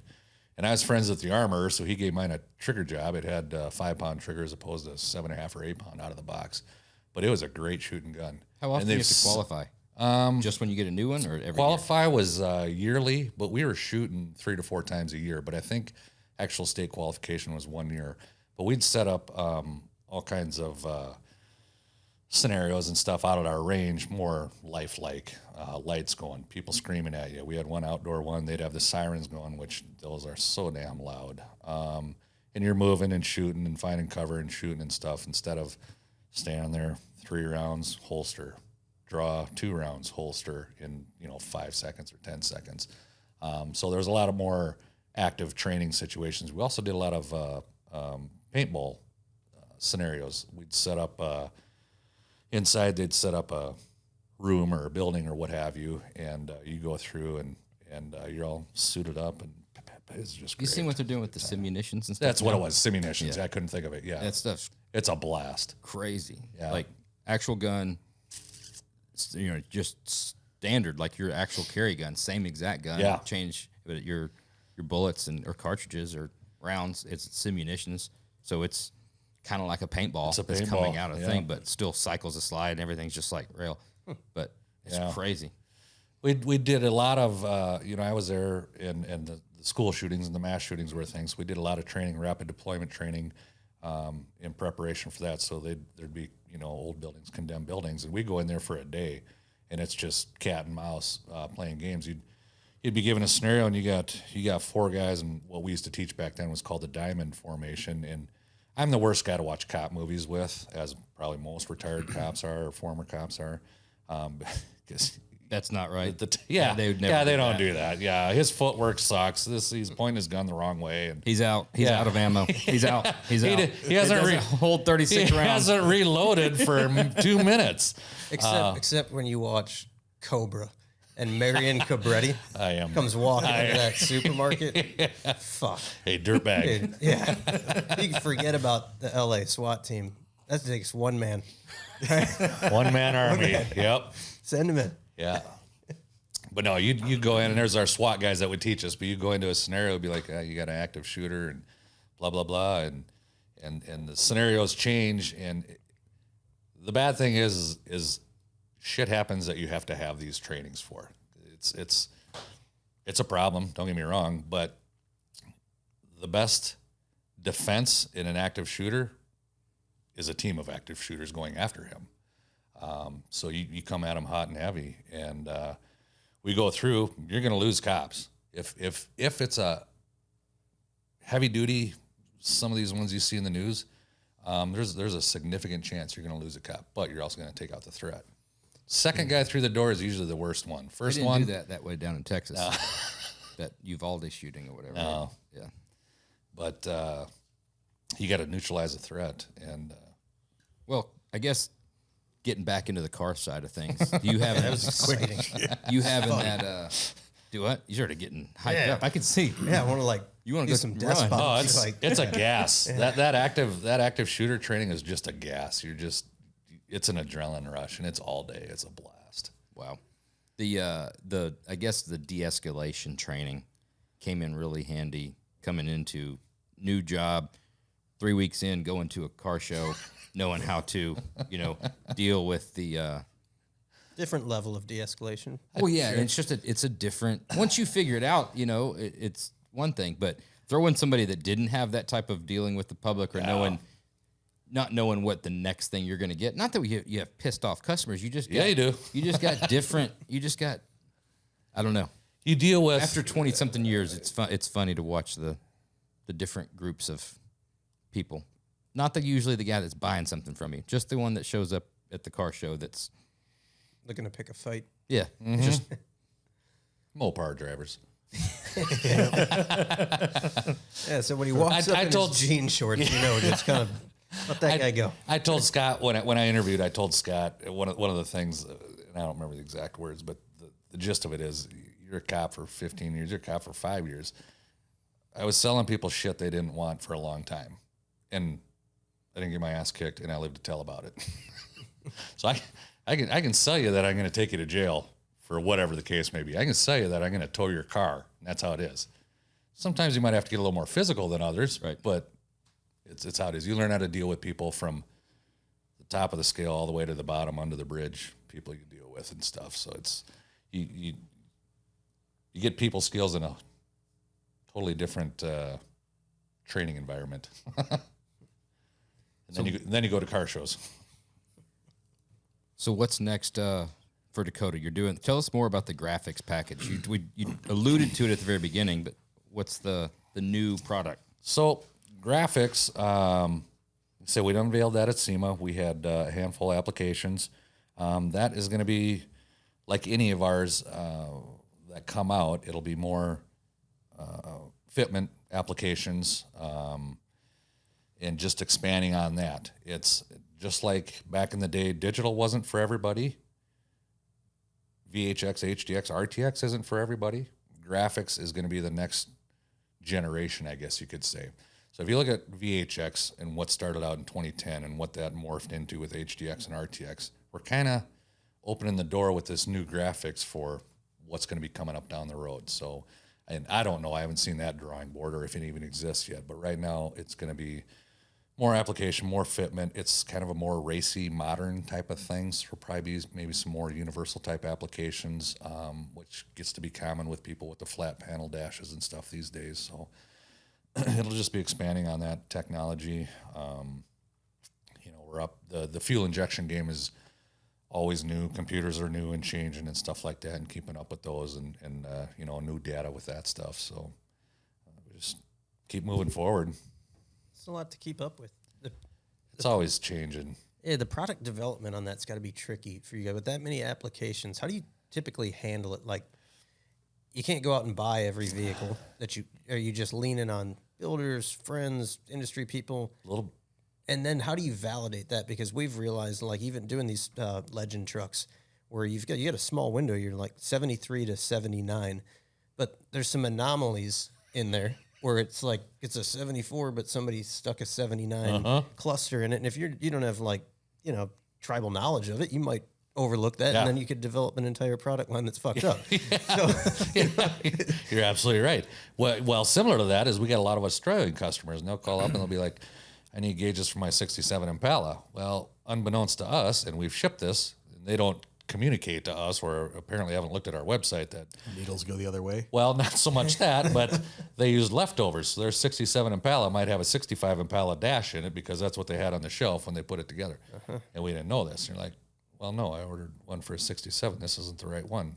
Well, that's what we sent you. Well, you're in Australia, so this is a mix and match. You got a shitty hodgepodge car. I don't know what to tell you. Yeah, that's a tough one to say. You got like half years. You've got year splits that you didn't think they split. You've got and different trim packages. Different trim packages. Yeah. We get that, and when we do our development, or let's say we're gonna make a new dash for whatever application. We'll go to Craigslist, eBay. We'll buy the gauges, buy the dash, whatever the case may be. You learn a lot from there, and because some eBay listings will have this year range, that year range, and you got to qualify it a lot. If you have somebody that's knowledgeable in them, or a shop that specializes in them, or you got another eBay listing that says, no, this only fits, this year to this year. It's like, well, crap. Now who do we believe? And it doesn't happen very often, but you'll release one and be like, oh, this doesn't fit this one, and it's like I said, it's pretty rare because we do our due diligence, but you'll find out that. Similar to the 53 Buick in the shop, you'll find out that, this is really close to 51, 52 Chevy cars. Well, not quite close enough, apparently, but it's, I won't say trial and error because there's a lot of work that goes into it. Each new development that starts as a CAD drawing or a computer SolidWorks drawing, full 3D, all sides, everything. And it progresses through 5 different levels that we have. And then at some point, the stock dash comes into play, the stock gauges, and it's compared and mounted and this and that. And sometimes headlight switches are in the way. Sometimes vents are in the way, or the stereo mounts closer than it should, or, you know, heater controls. Those things take up a ton of room behind the dash. So it's buying as much as we can. I mean, we got a warehouse full of old rusty steel dashes that we just use for R&D and stuff to get them up and running. But there are curveballs. There's like trim packages and stuff like that. It's like AC or a non-AC car. Yeah. So 64 and 5 Chevelles, their bezels are specific to AC or non-AC cars. So you learn a lot. Yeah. 30 years of experience probably helps quite a bit too, and weeds out a lot of that for the repeat stuff. You know, right? and when I grew up with cars, I grew up checking taillights and grills to see that, oh, that's a 67 Chevelle, or that's a 69 Camaro. It's got the flattened, leveled off wheel wells and stuff like that. But now I look inside the car. I'm a Chevy guy, so I know my way around Chevys predominantly. But if it's not, then I got to look at the dash and be like, that's about this to this. So I got a ballpark. It's interesting. I look at taillights or something like that, but you're looking at the gauges because you know exactly it's got to be nicer with the later model stuff where you have like a 5 to 10 year span where it can be the same gauge versus late 50s, early Cadillacs. 60s. It's different every year. Cadillacs are a one and done. A lot of them. And we see that on the chassis. It's kind of mind blowing. You look at second gen Camaros for gauges, 70 to 81. The gauges are all the same behind the scenes. The dash is different, but the gauges are all the same. That was about the era that they wisened up a little bit, or gave up. I don't know why. Like, fuck it, just let it roll. It's fine. They had to recoup from all that wasted money, and like you said, in the 50s and 60s. Yeah. We were talking about John's. Was it a 61 Pontiac? Yeah. 1 year only car. They made 2 or 3 different variations of it that were different lengths, but still had the same bubble top roof line. It's like, do you want one that's 180 inches or 175 inches? And everything's different, like 5 different trim packages on them. And somehow they all stayed in business and made money in the process of doing that. It made our lives and your lives a nightmare. Yeah, exactly. Yeah. Oh, that's wild. Well, we come to the time for some standard questions. These could be some pretty good ones. First up, Broke your chair. You did break my chair.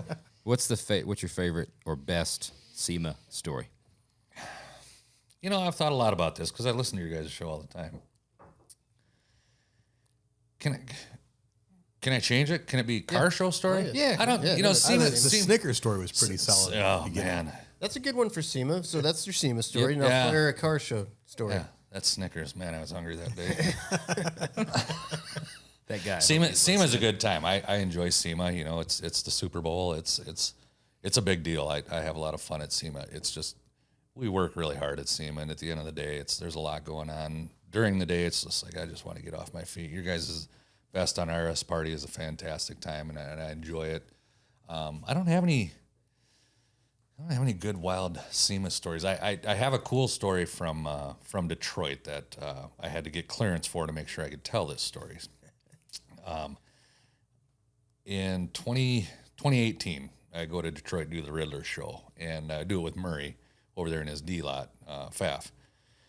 And I get there, and I think it's probably my first year doing it. Well, okay, let me back up.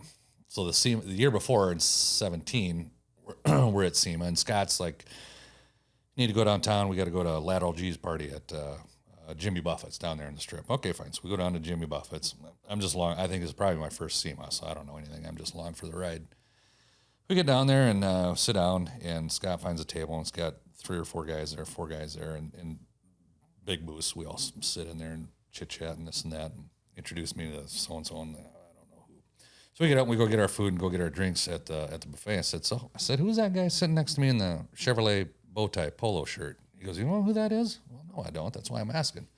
"That's Mark Stilo." I said, "Who's that?" He goes, "You don't know who Mark Stilo is?" I said, "I have no idea who Mark Stilo is." He goes, "He's the godfather of pro touring, and he's the reason Chevy Camaros exist. I said, no kidding. Well, that's kind of cool. And he was sitting next to Gordon, was sitting next to him. Well, he's sitting in my seat. Could you tell him to scoot over a little? Yeah. I'm going to use some of these fucking evasive tactics to Let's extract him from the check out pressure points on him. And yeah. So we get done with that. And at some point, Mark and I cross paths and we become friends and whatnot. I think he had something going on he needed gauges for. And he said, and then he opened the door. He said, "You ever in Detroit? Look me up. I'll get you a tour out of Milford." And I said, "Are you kidding me?" So 2018, I'm out at Detroit for the show, and flew in, got a cab to the hotel down at the Rensen downtown there, and Downer texts me, and he said, "Hey, you in town?" I said, "Yeah, I just got here." He said, "Yeah, we just pulled in." I said, "You got a car?" He said, "Yeah." I said, "You know who Mark Stilo is?" He goes, "Well, sorta. I'd like to know him better." I said, "Pick me up." So I called Mark and I said, "Hey, here's the deal. I can get a car." He said, "Come on up." All right. So we go up to Milford. You guys ever been there? Moving that. It's like Fort Knox. And you go through security checkpoint and he goes, "Meet me at this building, that building, this door, whatever. Don't bring anything in." So you empty your pockets, phones, cameras, everything's left out. You get patted down. It's like you're walking into a prison. And he, so this is February, unfortunately, so it's pretty snowy, but we get in there and he gives us around. And so you're at GM's proving grounds and it's unbelievable. And we walk in and he takes us through the buildings. We ain't there 10 minutes. So this is 2018. We ain't there 10 minutes. And it takes us into this big shop work bay area. He goes, "Well, you guys have probably heard about the big secret. That's not much of a secret." I'm like, "Oh, what are you talking about?" He's like, "Oh, it's over there." Yeah, of course. Yeah. Let's take a look at it. Everybody's Well, seen it. well, there it is. And so he's got the mid-engine Corvette over there. So this is, 4 years before they're released. Wow. And whatnot. And I'm standing there and everything's got these yellow lines. You know, you walk out the yellow lines, some sniper's going to take you out from up above or something, you know. Did you bust the armrest off no. of C8 I Corvette? didn't I don't think I broke anything there. Not that Mark told me about. And you're walking through, and here's a Cadillac, which I don't recognize, that they're completely gutting the interior. You got high-dollar leather seats that are just thrown on the floor like they're just toys, and they're putting Recaro high-back racers in them and 5-point R. I'm like, what the hell's going on here? He's like, "Oh, they're getting ready to take them out on the track, and they got sensors all over so they can measure everything." He's like, "None of these exist." And there's the 2023 3/4-ton truck. There's the new Tahoe and this and that. And everything's been released now. So Mark told me, he goes, "Yeah, you can talk about it." He goes, "That's all right." So he's like, "Well, let's go for a ride. Let's go drive around." And if you've ever looked at it on a map, it's just massive. It's just its own huge, massive city. It's like a military base. Everything's self-contained. And it's just racetrack on top of racetrack out there. And they got a true 2.5 or 3 mile circle out there. They got a 3 mile high speed loop. That's I've heard stories. I've never been there. unbelievable. It's ridiculous. It's insane. They got Black Lake, I think they call it. Power Tour used to stop there, and I want to say it's 80 acres of asphalt for skid testing. It's just massive. You look at it on Google, and the cars on there are just minuscule, just tiny. And so we go out there, and Mark puts us he gets in, and he's couldn't believe it. Mark Stilo, the godfather of Camaros. We get in a 2019 Buick 4-door. I just couldn't believe it. I just wanted Downer to sit in the back seat of a Camaro. I don't care. And so he takes us around, and they got their own stop signs and stuff. He takes us over to this parking lot, and there's a parking lot, and there's 35 ZL1 Camaros lined up, and they're just waiting for somebody to get out and drive them and test them and hammer through them. And you go through, and they design their own shitty roads with potholes. They have different ways of manufacturing potholes and washboard and rough roads and stuff. And we're going through there, and Mark's talking. He's driving with one finger, and this is over there. And we're doing like 85 miles an hour in this Buick, and he's just, okay, and blah, blah, blah. It's just mind-blowing. We pull up to one. I had to clarify this with Downer because I wasn't sure. I said, "Do you remember when we were out there?" So we pull up to one. Here goes a camouflage Corvette. Goes by, and here goes another one over there. And he takes us over to this other building. He goes, "I think this guy's on vacation. We're going to go walking through there." So we go walking through there. And it's 12 mid-engine Corvettes, all up on racks, all camouflaged. Belly pans are all covered with shitty sheet metal just riveted in there so you can't see anything underneath. And we're like, wow. He's like, "Hurry up." he's not on vacation. He's here. We got to get out of here. I'm like, oh, okay. We're not supposed to be bringing outside people in. And then he takes us to his office, to his building. He's got his own building. At the time, he was in charge of under suspension, I want to say, something like that. This is before he got promoted to GM Performance and Racing and stuff. He takes us to his office. It's his highest. He gives us his stats. It's like the highest area in the complex and stuff like that. And he shows us his racetrack. So GM has 5 levels of driver's license, and it's all marked on their badges 1 through 5. Of course, Mark Steele has a number 5. And so he had designed the curriculum for the driver's license. And it's different cars, different tracks, different speeds and times and whatnot. And so he's showing us this track, and he's got this. It's just this ungodly facility that overlooks it. And he's got these massive big screens all around his office. He goes, I can't see the whole track, but I got cameras set up so I can watch the guys on these TVs going all the way around the track for their certification. And so, which begs the question, what's the certification for level 5 driver's license? Out of all the GM employees, there's 50 of them that have level 5. And as I recall this vividly, you go out, you get a brand new Z06 Corvette, you drive a lap, you have to be within 1/10 of a second of Mark Steele's time. Then you have to do it 10 more times to qualify. And it's like a 2.5, 3 mile track. And it's chicanes, curved, it's everything. And it's 1/10 of a second, you say. And that's the guy that's out at the pro touring events that you're supposed to be able to hang with. You know? Wow. That's the story as I recall it. And I'm pretty confident that's accurate, but it was just mind blowing. It's wild. It was unreal. It was probably one of the coolest car show experiences I've had. Car shows are great, love them, but that will stick out as I've been to Milford. I've been to Area 51. That's pretty damn cool. It was wild. Yeah, some of the stuff that goes on in Detroit's crazy. You ever go to ASC back in the day? You ever there? I was in the parking lot, and I went to the design center and then in the parking lot to pick up bodies. That was another one of those. What was it? What did it stand for? Something company. They were doing all sorts of, and like I think they did some stuff for Celine, and like they were they did like stuff on the Prowler and all sorts of crazy like specialty projects. SSR. Yeah, but we spent some time there because they were doing like the Dearborn Deuces in that facility, like assembling some of the bodies and stuff. Man, walking through there and you get like little glimpses. There's like a door open. Everything's like low ceilings, and it's kind of like mid-century feeling and crazy the shit you see going on in some of these. I mean, like surreal Stories I've heard of GM and specifically in Milford and stuff like that. It's amazing all that they can do and push, and they haven't been able to put out a fucking decent looking pickup truck in the last 6 years. There it is. I appreciate the restraint. Well, am I right? 100%, dude. Yeah.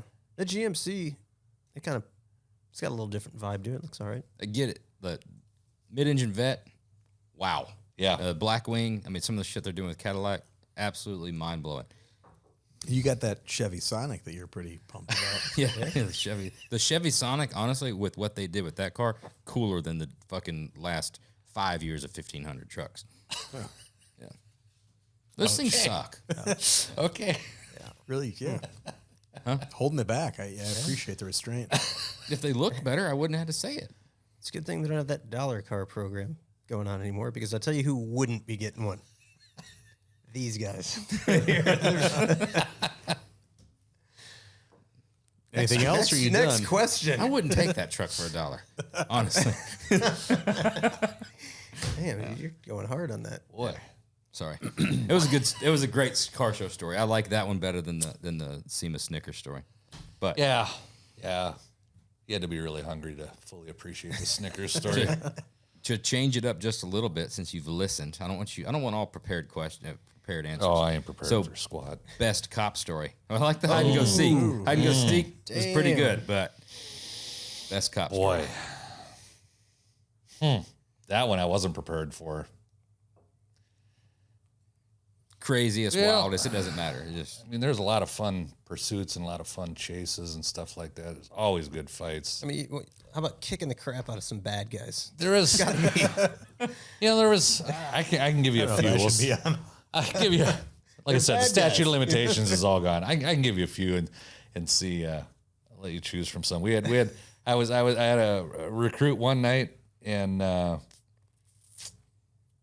we were going through this dumpy motel parking lot, and the kid was sharp. I'll give him credit. He was sharp, and I saw it, and I was kind of waiting to see if he would see it. Going through a parking lot at this dumpy hotel at 3 a.m, the car is running in the back of the lot, which is odd. And you don't need a reason to run a license plate.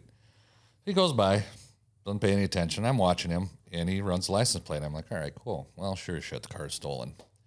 So I look at him and said, now what do you want to do? I said, well, let's go see what he does. So, yeah, that's what I'd do. So let's go park a block away and see what he does.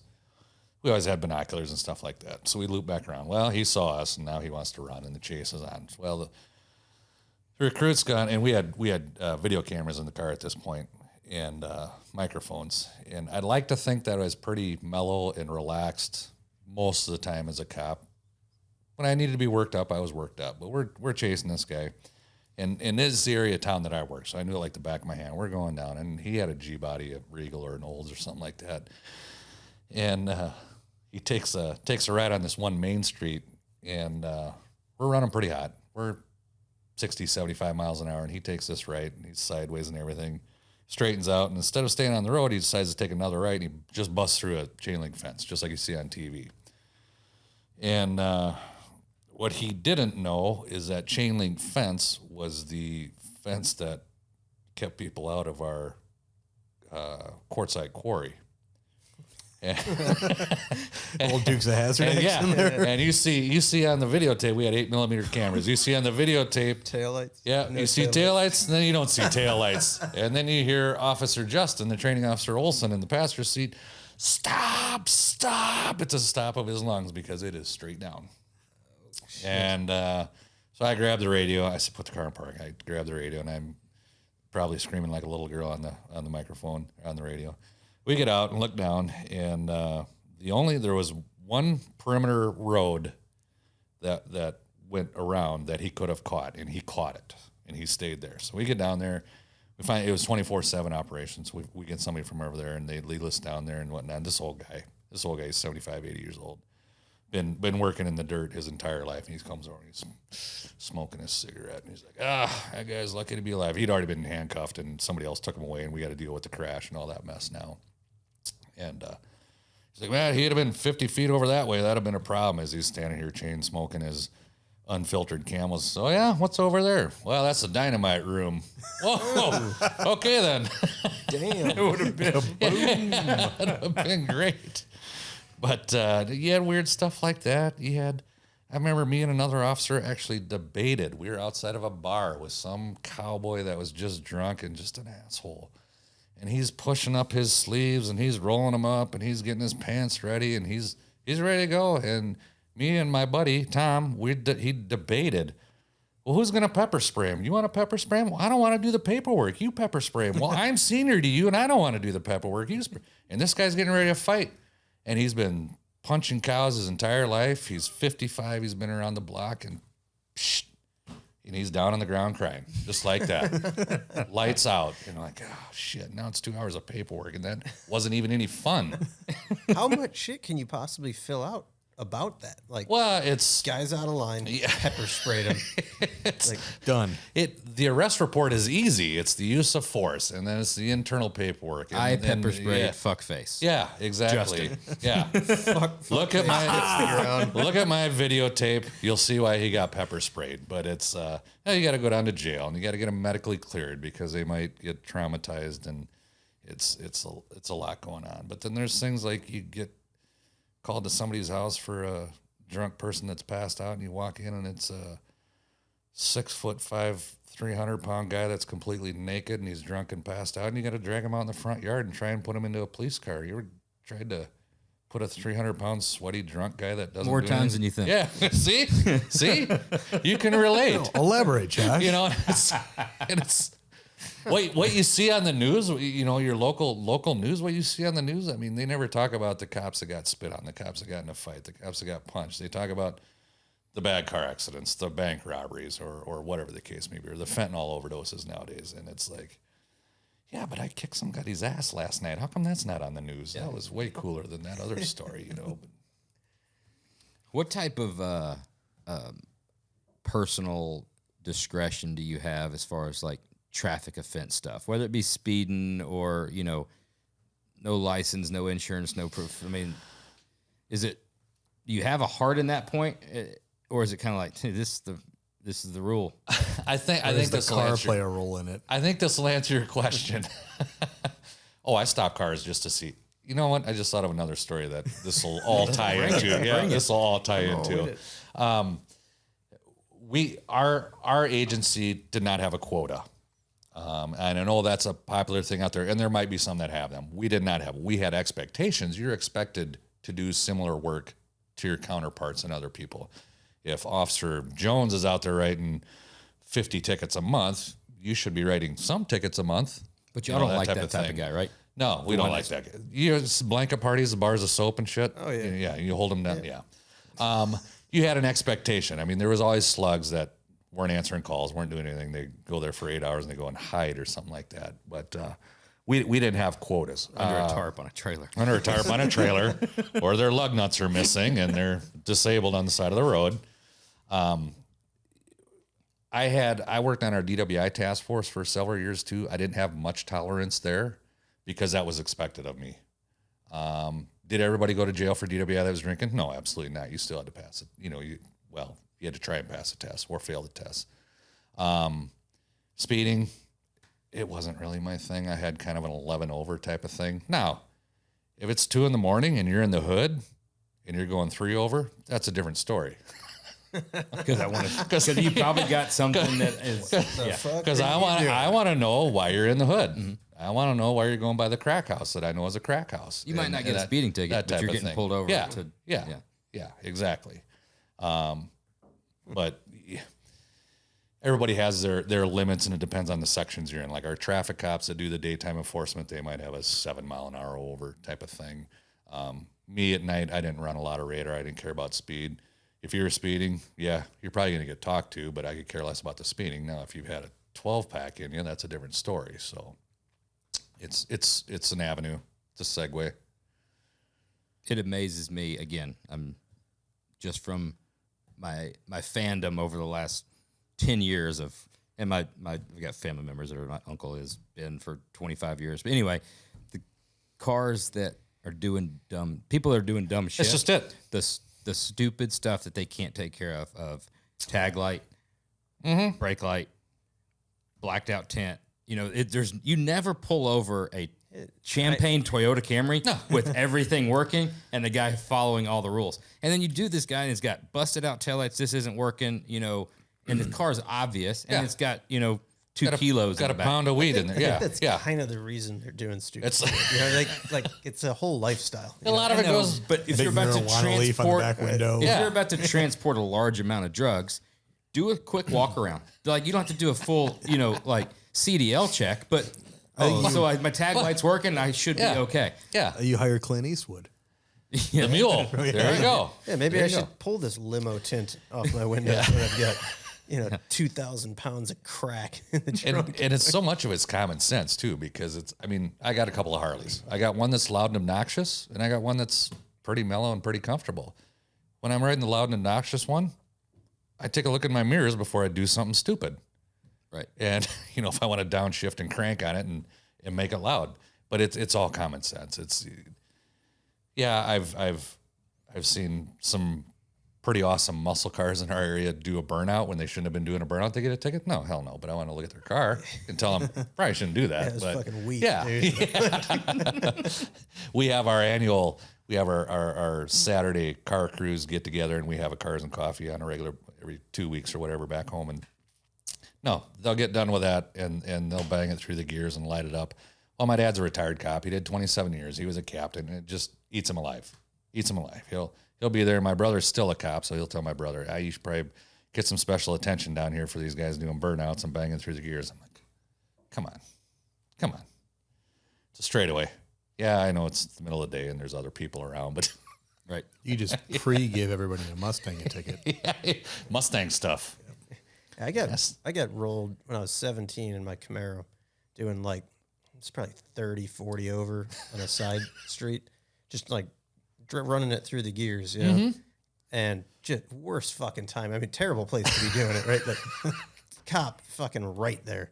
Guy pulls me over and he tells me to get out of the car. I had 3 buddies in the car. So I'm like, shit. I'm like, I'm going to fucking jail. This is it. My dad's going to kill Dad's me. pissed. My dad's going to take the fucking car away.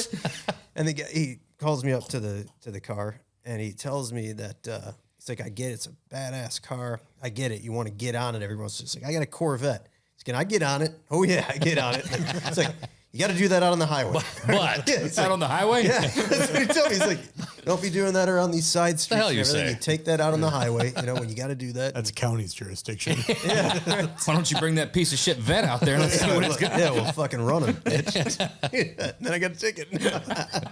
But no ticket. Not even a warning. That's- That's what was so you had a story that was going to come full circle for that. Oh, back to the good cop stories. So this might take the cake. This one a lot of people can relate to, and even nowadays, this one might be a little edgy. So I'm on one of our main streets, and I was on our DWI task force at the time, and I was leaving one happy hour hotspot area and heading downtown. I stop a car. I was going to hold off. Oddly enough, it was a Miata. I am not going to bullshit you. It was a Miata. And So that guy's just So you were happy he didn't run. God, obviously not boy, catching it. I'm going to apologize right now because this is just going to fuel these 2 guys with ammo. So I stopped this guy, and I don't remember what I stopped him for. It don't matter. And I walk up there, license and registration. He pulls it out, and I'm looking in there, and they're low cars. I'm a tall guy, so I can only see a little bit of an angle from the way I'm at. Fishnet shorts. Fishnets. Oh, Fishnets. yeah. And hands me the driver's license, and it says Paul on it. And I don't remember Paul's last name, but Paul's wearing fishnets. Because he's driving a Miata. So now I got to investigate a little further. So I angle around to a better view, and as Paul's giving me his license, I can see the man hands. Remember the Seinfeld with the man hands? Yeah, yes. I can see the man hands. So I'm angling in for a better view, and a buddy of mine named Mike was my cover officer. We always had a second officer, and you could determine whether you wanted him or not. And I'm like, oh, hell yeah. Mike, come on up here. So I'm waving at him to come on up here. Broad daylight. It's only like 7 o'clock. The sun's still up and whatnot. Busiest road in the state of South Dakota. And You're going to have to get him out. Yep, we're going to get him out. It's like somebody. Yeah. What's that? It smells like. That smells like booze. You get paid to mess with people, and it's just how it is. And I wasn't out of line either. I needed to investigate further. So, sir, I need you to step out of your car. So Paul gets out of his car. Paul's all of about 5'6" with his fishnets, with a skin tight red, basically cocktail dress on, heels, and a red wig to go with the red dress. What color Miata? Red Miata. And it was a red Miata with a black convertible top. And so here we are, busiest road in the state of South Dakota, and we're standing there. And I didn't put him in my police car. I had him stand outside so everybody else could enjoy what was going on here. Right. And so then I had my buddy Mike, the other officer, stay with him. So I go back to my police car and run everything. And I took my time running it. Computers were running a little slow that day. Mm-hmm. And I don't even remember if I wrote him a ticket or not, but it was just one of those things. Was it right? No, probably not. But it was just one of those things 20 years ago. You can see guys wearing fishnets in red mini skirts and a Miata with the pumps on and whatnot. And we had one of those bars back in the day. And he had been drinking, but not. He hadn't been drinking. I don't think his party started yet that night. I think I slowed him down. I might have ruined the party. I don't know. He didn't go to jail or anything. I don't think you get dressed up like that and let a little cop slow you down. I think party go ahead in it to win it. Then. Yeah. It sounds like, well, I got pulled over. Try again next weekend. No, that one reminds me. This might be too racy, but there's if you're saying that, I'm gonna go ahead and tell you right now. The Fiero Bender. Yeah, the Fiero story. That's way too racy. Yeah, that's yeah. Absolutely cannot tell that. Yeah, that one's for us to enjoy. Forever. Bender, if you're listening, I think you've secured a place in all of our hearts. This is a number one spot. Yeah. Forever. Eternity. We'll tell that. Similar size car. Yeah. we'll tell that one to Justin. Yeah, Justin will get it. Break time. Best piece of advice you've ever received? You know, and I thought a lot this one a lot too. My dad and I have a good relationship, great relationship. He wasn't that kind of guy that had words of wisdom over the years. Oddly enough, coming from a cop, he always said if you're going to street race, if you have a passenger, put him in the back seat so you have better traction, which was good advice. Which it is good advice. Which at the time he was a sergeant telling his juvenile delinquent son what to do for street races was kind of odd. In my military days, Master Sergeant Gallifero was my drill instructor at Lackland Air Force Base. And this phrase can carry with your coworkers, yourself, your relationship, with so many things. I wouldn't say it's advice, but it's words to live by. I don't remember what we were doing, but we apparently were doing something wrong. And Sergeant Gallifero, at the top of his lungs, screamed at us, all of us airmen, "You'd best unfuck yourself." And that comes up so many times in life. It's pretty good. And it's pretty good. You know, you might have an employee that stepped on it. He might have done. You'd best unfuck it. You might have said something wrong to your wife. Yeah. You know what to do. That's pretty good. And it's it just comes up, and and sometimes I'll say it in my head, but you best unfuck that, Justin. Two things that came out of that. I want to. Did your dad ever have to get you or your brother out of trouble when? Is the first car question part of your itinerary? Yeah, we're about to get there. So first car. First car was a 1967 Chevelle two-door sedan, a 300 Deluxe. I'm a sucker for the cheap body styles, which is my dad's fault. He April 2nd, 1988, I would have been 15, turning 16 that year. I was going to work. I got paid $1 an hour to work for our grandpa at the boat store, assembling boat lifts and boat docks and stuff like that. And I had a 67 Chevelle with a small block of 350. And I think it had 373s in it. And so that was my daily driver, what every 15-year-old needs. And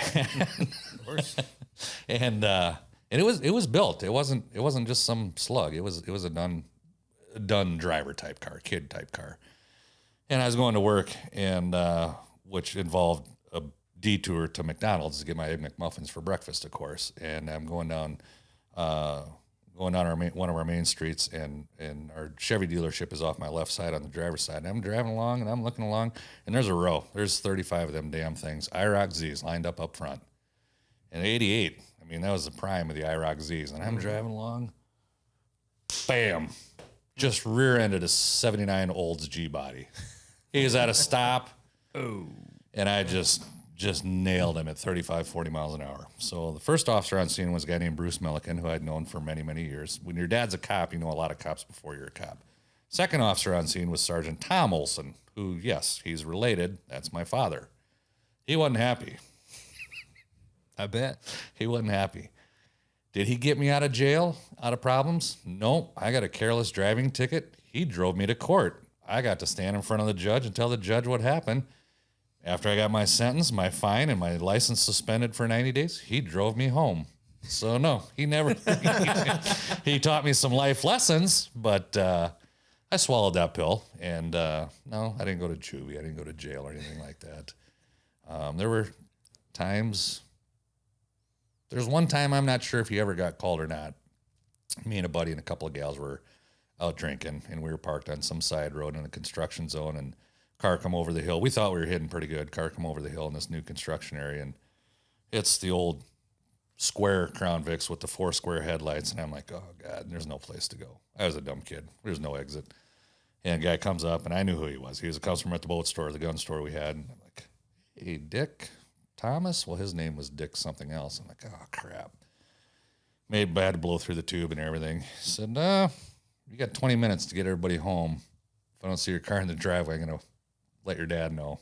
Oh, well, okay. So Didn't mess around with that one. To this day, I don't know if he ever told him or not. There was never any of the uncomfortable, and I still see Dick to this day. And him and I have joked about it in the past, but I never stepped on it that hard to where I had to use his name to get out of anything. I did, however, my second car was a 67 Chevy 2. I had the only one in town, is also a two-door sedan. I had several people that recognized that car and knew that car and knew I was Tom's son. So there was a lot of times I'd find out the next morning that Tom knew I was downtown. We had a loop that we could cruise and raise hell and chase girls and all that stuff. So I'd find out the next morning real subtly, so I was downtown last night. Huh? What? I don't know. I was at the bowling alley. No, you weren't. Oh, okay then. Oh, you mean after? I was you at mean the bowling alley. downtown? Oh, yeah, I went, yeah, that downtown. Yeah. If you know that I was down there, then yeah. But Then the other one, you talked about being in the Air Force for so long. We didn't even touch on. So you were MP in there, right? Yep. Is that worse than dealing with like civilian people that are fucking doing stupid shit? No. It's black and white. It is Okay. It is black and white in the Air Force, and there is zero leeway. It is very structured. Air Force is fantastic. There's not a day goes by that I don't think about the Air Force and if I should have stayed in or raised my hand for another 4 years. I thoroughly enjoyed the military. There is just you have a line, and there's not much room on either side of that line. It's very rigid, very structured. You know your role, and that's all there is to it. It was fantastic. I enjoyed it. I turned 21 over in Saudi Arabia, which is a dry country, unfortunately. Once we got back to the States, it was great, but I got to see a lot of things I'd never see for free. There's things I probably should have paid a little more attention to.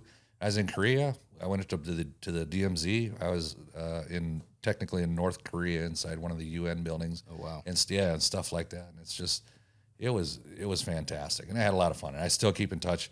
Two of my buddies are Vegas cops, so when we go to SEMA, I always get in touch with them. We go out and have something to eat. And it's been, I got out in '96, and we're still good friends, and we have group chats on a regular basis. So it's fantastic, but there is just absolutely zero wiggle room for dicking around. Did you think about going back in after 2001? I absolutely did. I remember where I was. I remember what I was thinking. I called my dad, who was technically on vacation, and he was getting called back by our chief because we didn't know what else was going on, and there were hot spots around the country that they wanted extra security on and stuff. And 2001, I'd have been, God, how old was I? I was born in 72. Was it 29? I don't know. Yeah. Only had 2 drinks. How come I can't do math? But I enjoyed the military. It's the best 4 years ever. It was fantastic. My son's thinking heavily about that. I don't know anything about it nowadays, but I got nothing negative to say about it. Randy with Paint House, he's put me in, his son's he's in the Navy. I met him at You don't have anything SEMA. negative to say about it, but you No. asked about it. No, I wasn't sure. No, not that part. Mind. Not that part. He's in a very elite part of the Navy. Oh, okay. I got you. And I'd met him good for him. I'd met him at SEMA this year, and he's got another friend named John who he's put me in touch with, who is also in that same elite part of the Navy, and they're great guys, and they can't talk much. They don't have many good stories, but I'm thinking, and my brother and I have had this conversation too, be like, man, to do it all over again, come out, get in there where you can run, where you can lift, where you're buff, and that's special warfare. I'm just thinking, Yeah. it's a different breed. A lot of things you can never talk about. Probably a lot of things are going to mess you up for the rest of your life. But I'm like, that's where it's at. Well, I mean, it allows us to Just sit here and drink, Yeah. dumb drink shit. Yeah. bourbon and talk shit. Yeah. It's, Yeah, we got a little serious there.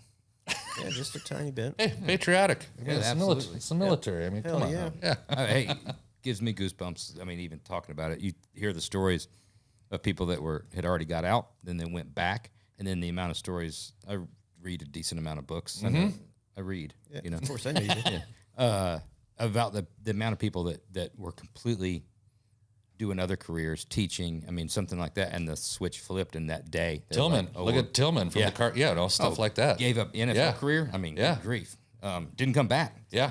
Yeah. Yep. Ultimate sacrifice. Yeah. But I mean, it's, and you think back about like even just the last 4 or 5 years of the way this country got, and it still is. And you think about that year after that and where we were at.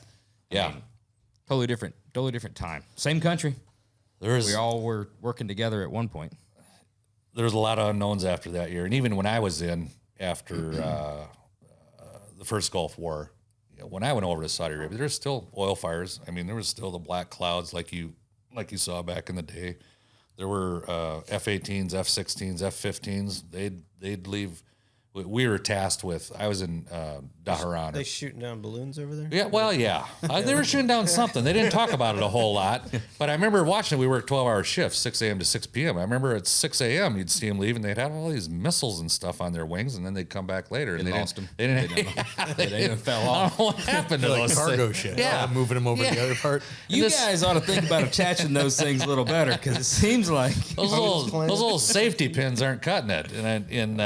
And this was a year and a half after all the fireworks too. So I mean, it was still going on. But yeah, the oil well fires were going. You wake up and it's just a fog out there and a haze from the oil that was burning, that Saddam burned and stuff like that. But it was super fascinating, and it was an experience like I can't even explain. It was probably the best 4 years of my life. It was wonderful.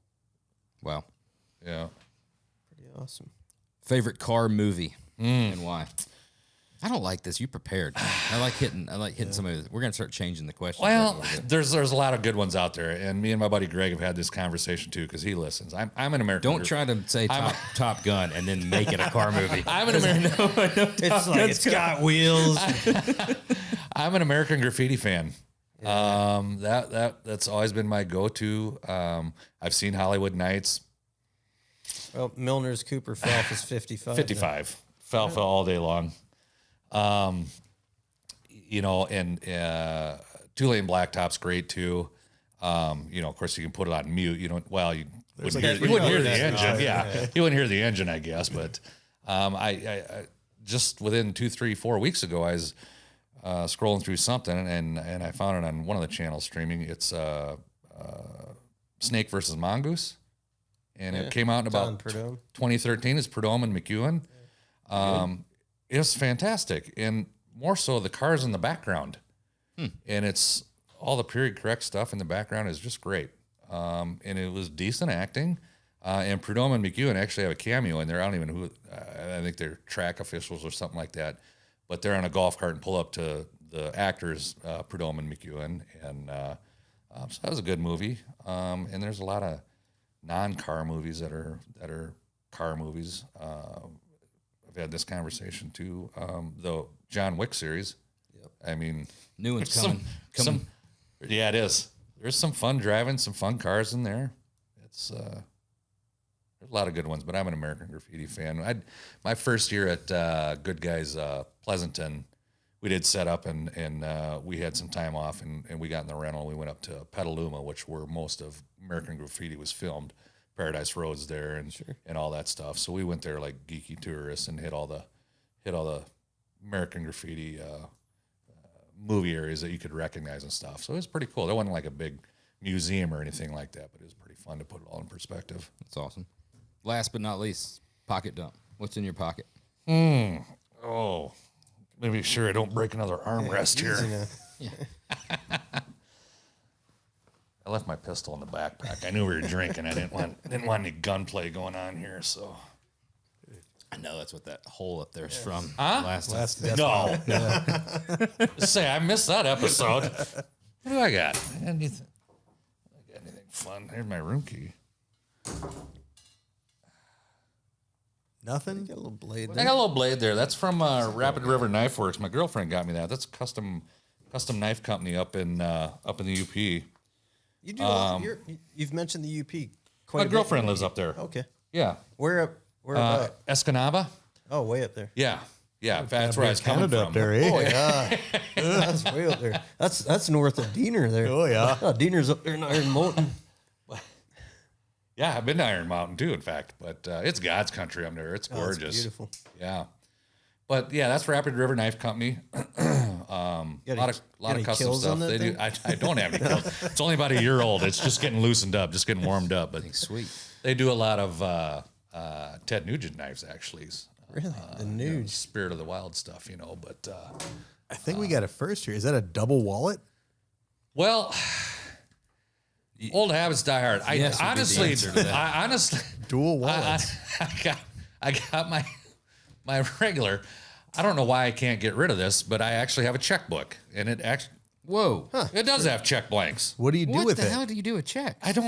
Nothing. It's Tinder for like a fire if you're When's out the there. let's see when the last time I wrote a check is here. It's just habit to carry it? Well, it's got my building key for Dakota Digital in it. Yeah, but you can take that out. Yeah, it does come out. It would fit in there. A checkbook. A checkbook is I'm going to tell you, that's the first, and I would venture to say the last. August 5th, 2021 was the last check I wrote. I would say that you don't need it. You're That's coming for, up on 2 years. that's for license plates down at our treasurer. Just habit? At It's this point? got. What do we got in here? I haven't looked in this for a What while. was that check for? License plates for our county treasurer. Okay. I got my VA card, my concealed weapon card. Here's a AAA card for the company that expired like 2 years ago. Here's my Avis Preferred card for the company. I don't think that expires. Well, it's How got many good guys cards do you have in there? I just got my new one in the mail Yeah, 2-3 weeks ago. I think they I sent feel like those I out. get a new one and then I throw out 6 every single year. If you pull a guy over and you ask him if he's got a weapon, he says yes, and you say, "Can I see your concealed carry card?" And he says, "Hold on, it's in my checkbook." Right? So what if he says those words? What gun is he carrying?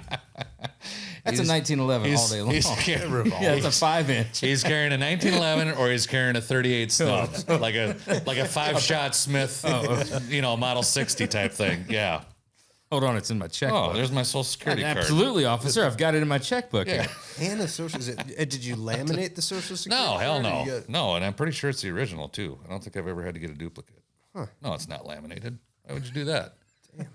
I got my knife. You say you've got things, but I tell you Yeah, what, he he's maybe- got He's a got lot some of fucking things. He's got a lot of things. Yeah. And he's got them on him. Yeah. Those are things that are on him. Yeah, it is. Wow. Yeah. Checkbook. Yeah. And you've got what Boy. do they call those wallets? Josh, isn't that what you're rocking? It's one of the Ridge knockoffs. Yeah. Does not have a good guy's card in there. Company card, my cards. Have you ever tried to get into a good guys event with a good guys season pass? Useless. Yeah. The problem that they No, the only one I've attended is Des Moines as a spectator, and Sadie left me passes at the host hotel and a parking pass, so we just pulled up to the sponsor parking and Rolled right in. rolled right in. Yeah, I didn't have to do anything with the card. With, I've got the one on my desk though. with your cop training, how do you think that compares to training of the people to work the good guys gates? Because they will lay down their lives to prevent you from going in without They're a ticket. dedicated, huh? the great people Yeah, love them all to death. take their job serious. They have volunteered Yeah, to come out there early, or way early than because you know who's got to be there earlier than the guy that lines up at 4 o'clock in the morning. The ones that let you the in, one at the gate. right? Yeah. So those people are there early, and literally, like you said, they would throw their lives in front. They'll take a bullet. Yeah, before absolutely. letting you in with a. They'll season take a pass. Wild Rod's 37 grill to the chest. Oh, absolutely. Not on my watch. Not on my watch. I've found You're that not getting in. it just takes like supreme confidence whilst showing said good guys card in order to what? No? It's not maybe not give away All all the the secrets. secrets. I mean, that's what it's there for. In theory, it's supposed to get you into any show. It says right on it, season pass in Yeah. one. As long as you put your thumb over the ear, then it's everything. Yeah, right here. They are dedicated. Yeah. Columbus last year, you go through, and I always touch base with Sadie or Jamie. Hey, we're the sponsors. What gate for sponsors? And it's whatever it is on the other side, P or 9 or something. I don't know. It don't matter. Sure enough, the next morning, come around, get there. And I got my, you know, fluorescent green S sponsor. You need 6 passes to get into Columbus. Parking fast, the one hanging from the mirror, everything. They pull up. Nope, sponsors can't come in here. I said, well, Sadie said we could come in here. No, this isn't where sponsors go. They go over there, go over here, whatever. So that sign behind you says sponsors and has an arrow pointing left. You know, their little driving. Huh, sure does. You can't come in here, though. Why do you have a sponsor sign? And it's a walkie-talkie or a phone call, and I'm like, are you kidding me? He just static. literally says, Gary, we've got a problem down sponsors, here at gate take 4. a left, and you go back by the swap meet. And I'm like, okay. Finally, it is. And, of course, there's people stacking up behind you. And you're like, oh, who's this asshole in the 3/4 ton up here That's holding when you things do up? that. You get on the thing and just yeah, I've got some dickhead that wants to come in to the sponsor. I keep telling him he's not allowed to. But we got a sponsor sign behind me, so that's not helping things. I have such little patience for that. Like, God. And it well, like, We've been around the block long enough. We know, and we're not trying to bend the rules. We're not trying to get in for it. No. We have paid our monies. Hundreds of thousands. We've of paid our dollars. yes. Yeah. Checkbook. We're big just- checks. Big checks get We're written for that. sometimes just not as well prepared as we should be. The staff's there, the trailer's set up, everybody. You know, when we come in after, you know, it's difficult to have everything together. You've got a lot of things, but generally some of the things we don't have is the passes to get in. And but From time to time. it shouldn't be as hard as it is. But it's safe. I'll tell you that. Safest place you could ever be. Oh, absolutely. Is inside of a Good Guys event. Yeah. Yeah. Talk about Fort Knox. I mean, Yeah. You're not getting in there without paying. No. We do a lot of biker shows. I guarantee you those are a lot rougher than Good Guys shows. We got our full biker line. We do Sturgis and stuff, but You've never. I don't You've think. obviously never been to Louisville Oh, for the Nats and hung out late. Ford versus Chevy is it like West Side Story? It's kind of like that, but Chains. everyone's vying for that last 110 outlets they can plug their scooter in. Warriors, they got the glass. Yeah. P-break. Yeah, you got it. How are the bike shows compared to the car shows? We do Sturgis. It's in our backyard, obviously. It's big. It's busy. I mean, Josh is our motorcycle exec. He goes out there. I want to say it's like 9 days outside. But still August. more boobs at Good Guys, though, for sure. Oh, hands down, and better ones too. I'm sure. But he's in Black Hills Harley, which is right in Rapid City, and it's huge. It's a big vendor complex, and everybody's there. I mean, all the manufacturers and sellers and stuff. I'm sure it's a butt kicker. I think it's 10, 12-hour days outside, black asphalt, and bikers. And like I said, I got a couple of Harleys. They have their own attitude and mentality. It's a little different than car guys. He does that show. We don't do Daytona. We have in the past. And he goes on Drag Specialties is our big purchaser, big wholesaler for a reseller for bike stuff, and they have various events. He'll go on what they call a drag ride, but it's the manufacturers get together and they go from shop to shop and stuff like that. So Sturgis is about the only show we do per se, and it's just chaos. It's Columbus and Louisville. It's guys spending money and getting. I mean, he'll install gauges in a booth. He can put in gauges in a fairing bike, a new fairing bike. They're all plug and play. 45 minutes, fairing open, gauges swapped, back in, calibrated, ready to roll. That's awesome that you do an install. Yeah. So Yeah. Pretty good. You should offer that at the Good Guys. No, we shouldn't. No, not so much. This one's on fire. Yeah. You know, and we'll do it. We'll Damn it, I got power and ground mixed up again. Tweed goes up too. Just one It's like a burlap sap. Yeah.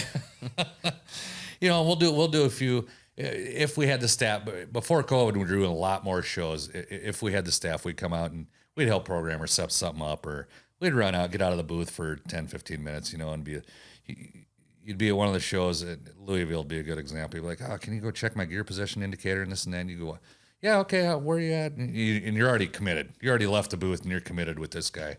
Oh yeah, it's 3 blocks that way down the end of the showgrounds, you know, and it's 95 and 98% humidity in Louisville. You know, you just walk outside and you start sweating, and of course you get out there and he doesn't tell you that it's bagged and it's on the ground and you get And the about battery's dead. Yeah, you got an air leak. and the gear position's up above the frame rails and the exhaust, and you can't even see the dang thing. And it's like, but we do some tech stuff where HDX and RTX with Bluetooth, it's real easy because you can pull it up on your phone and see what the settings are. And if it's past that, then it's like, give me a call Tuesday when I get back in the office. I'll get you a new sender if need be. But as far as installs, no. We're gonna try. We're back to Sturgis. We're gonna try to go to Sturgis. It's a gas. Maybe this year. You guys can. When is it? Here. It's that time. Summer, August. It's where it's when they August. do the show. It's that month. Oh, yeah, that weekend. August. It's on which the calendar. is Is it August? August. Yeah, it's like the first full week in August. Billy might have my bike done Really? by then. Yeah. I think we should ride. You guys- I think we should ride to Sturgis. Well, I think, okay, let's back way up on the gas. Tyler's got room out there. He's got guest rooms in his house. He knows the bars. Really? Yeah. The bar. Yeah, the bar. Oh, I tell you I what. think Sturgis week at the J Bar. I bet you. I think we should just Crazy. I think we should just lock you in with Tyler and his wife Katie, who's a sweetheart. Yeah, you talk about that filling fucking pillowcases with soap bars. Tyler's asleep. Dude, He's getting one or two. oh yeah, new Yankee candles. Yeah. Oh, yeah. I Yep. think we honestly we should try to set up a Sturgis trip. I think it'd be fun. It's a I'm gas. not driving a bike all the way out there. No. Fuck that. Oh, I absolutely would. Yeah, you're that kind of guy. I would tomorrow. No. Yeah. I'm 5 hours away and I wouldn't do it. Yeah, I'd No. pull Ain't that no thing way. out of the trailer And you like got a bagger too, don't you? 5 Yeah. miles away. Yeah. No. No thanks. I'd do Yeah, it. you're like the Absolutely. shirt off, I shirt went in out- the back pocket. You're that fucking dude. Legs up on handlebars, laid back. Yeah, you leave your like nice suburban little quiet neighborhood home on white picket fence, and then you go out there. Sharpie a And, couple tattoos on. well, you've got the tattoos. but I think it'd be a blast. it'd be fun. We could have Crazy Jeremy from Lucky Strike, the pinstrapper. Yeah, yeah. He comes through all the time. He can just pick you guys up. You guys could ride out with him. He comes through and he hits me up and I We buy gotta have a painted his bike butt. when we're out there. I though. buy him lunch. Well, you do have to have a Yeah, bike. he painted my bike, Jeremy. Jeremy did? Yeah. Fantastic. Yeah. We gotta. Yeah, He's we a gotta have great, bikes great when we get guy. out there. Yeah. God, is he talented. Awesome. Crazy. He is talented crazy. dude. I met him at Columbus through Randy. He is a great guy. He does fucking amazing. It's Look at the damn bikes he's building now. It's doing that shit, too. unreal. Yeah, I love the neon stuff he's doing. Yeah, Yeah. He's got a good look. I'd like to ride one of those performance baggers that they're doing, Yeah. now, like the race style. It looks like Hey, a trip. we had a truce, right? But your ass can't even ride a fucking electric scooter, Josh. You're not. You almost lost your life. I on a- almost peed my on pants a listening to rental that. electric fucking scooter. You're not getting on a high a stand-up performance. thing. You're not getting on a high performance bagger. Are any of these scars a result of that? All of them. Every last So one. so the truce is over. Yeah. So 3 months in, 3 months in, the truce is over. Had a good run.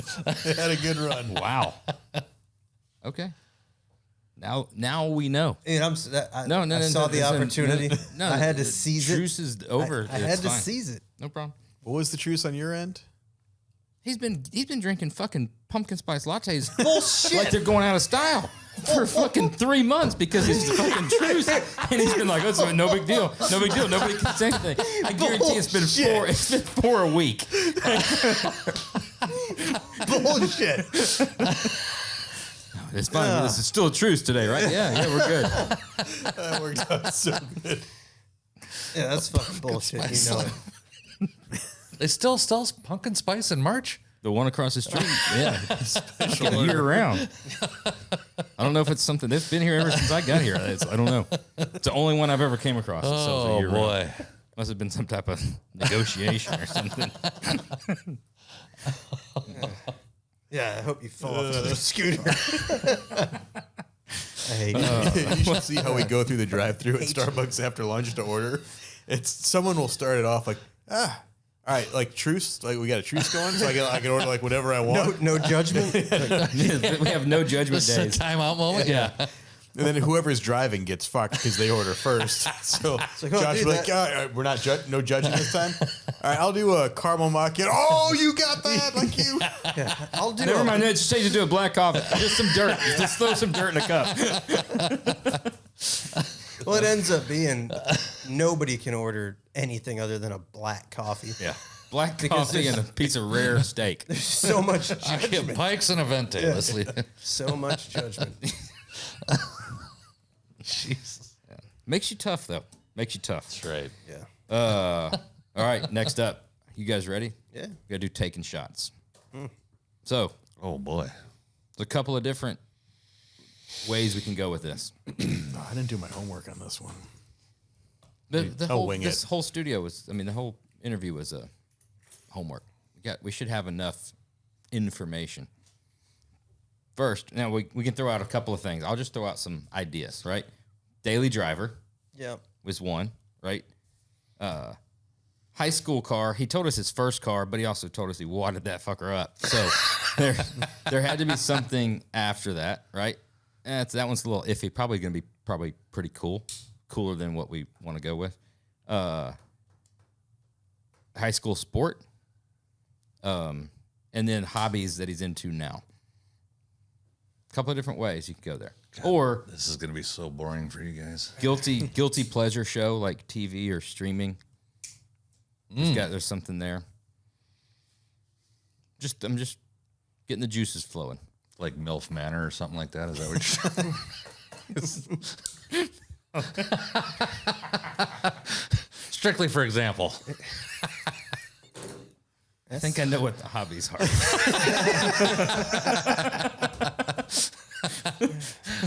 That was free. A huge collection. VHS. with like a library, we have to get on the little ladder that rolls. Oh, excuse me. Those old school file boxes that have the like wood grain on them. Don't make me smack you with my armrest. Your armrest, excuse me. Other than that hobby, what? Daily driver is where I'm stuck at right now. I'm torn. Got 2 Harleys. He also said he's a GM guy.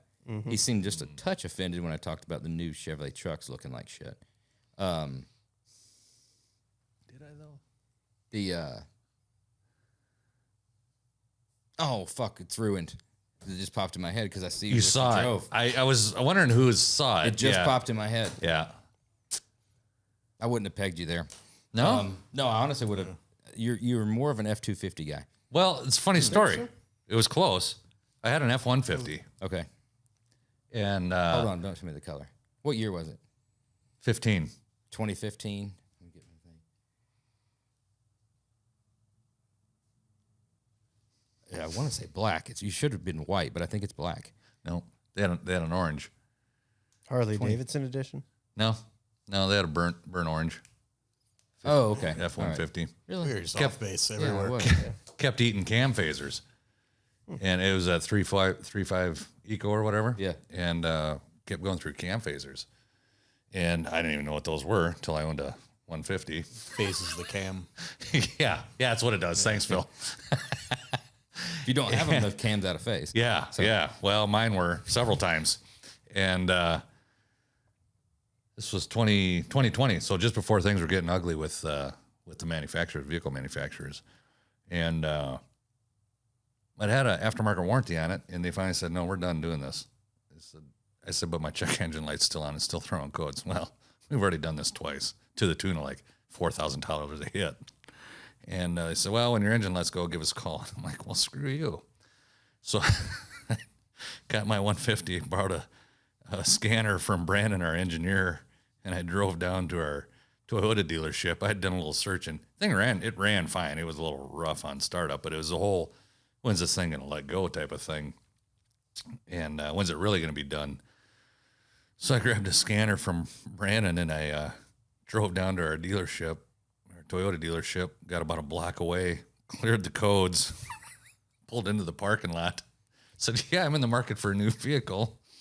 Ah, what you trading in? I said, I got that 15 F-150 right there. So, mind if we take it for a drive? Short one. Hopefully it's a short one. And it was the most tense 7 minutes. So I'm like, God, how long is that going to hold out? I came back and they said, yeah, it runs good. We'll give you this. I said, I need that. I need this amount. Yeah, we can do that. What do you want?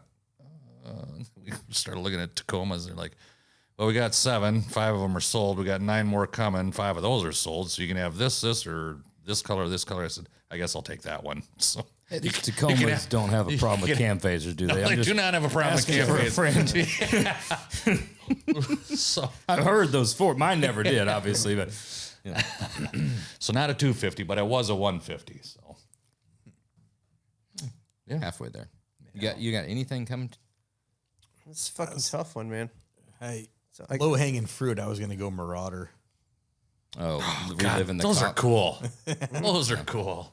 Those and Impala SSs, those things are fun. This isn't exactly hobby or anything else related. I'm flying off the thing. There's got to be a regrettable tattoo of a 90s rock band. There's got to be something music related. Think so? Yeah, a tattoo. Just a guess. Huh.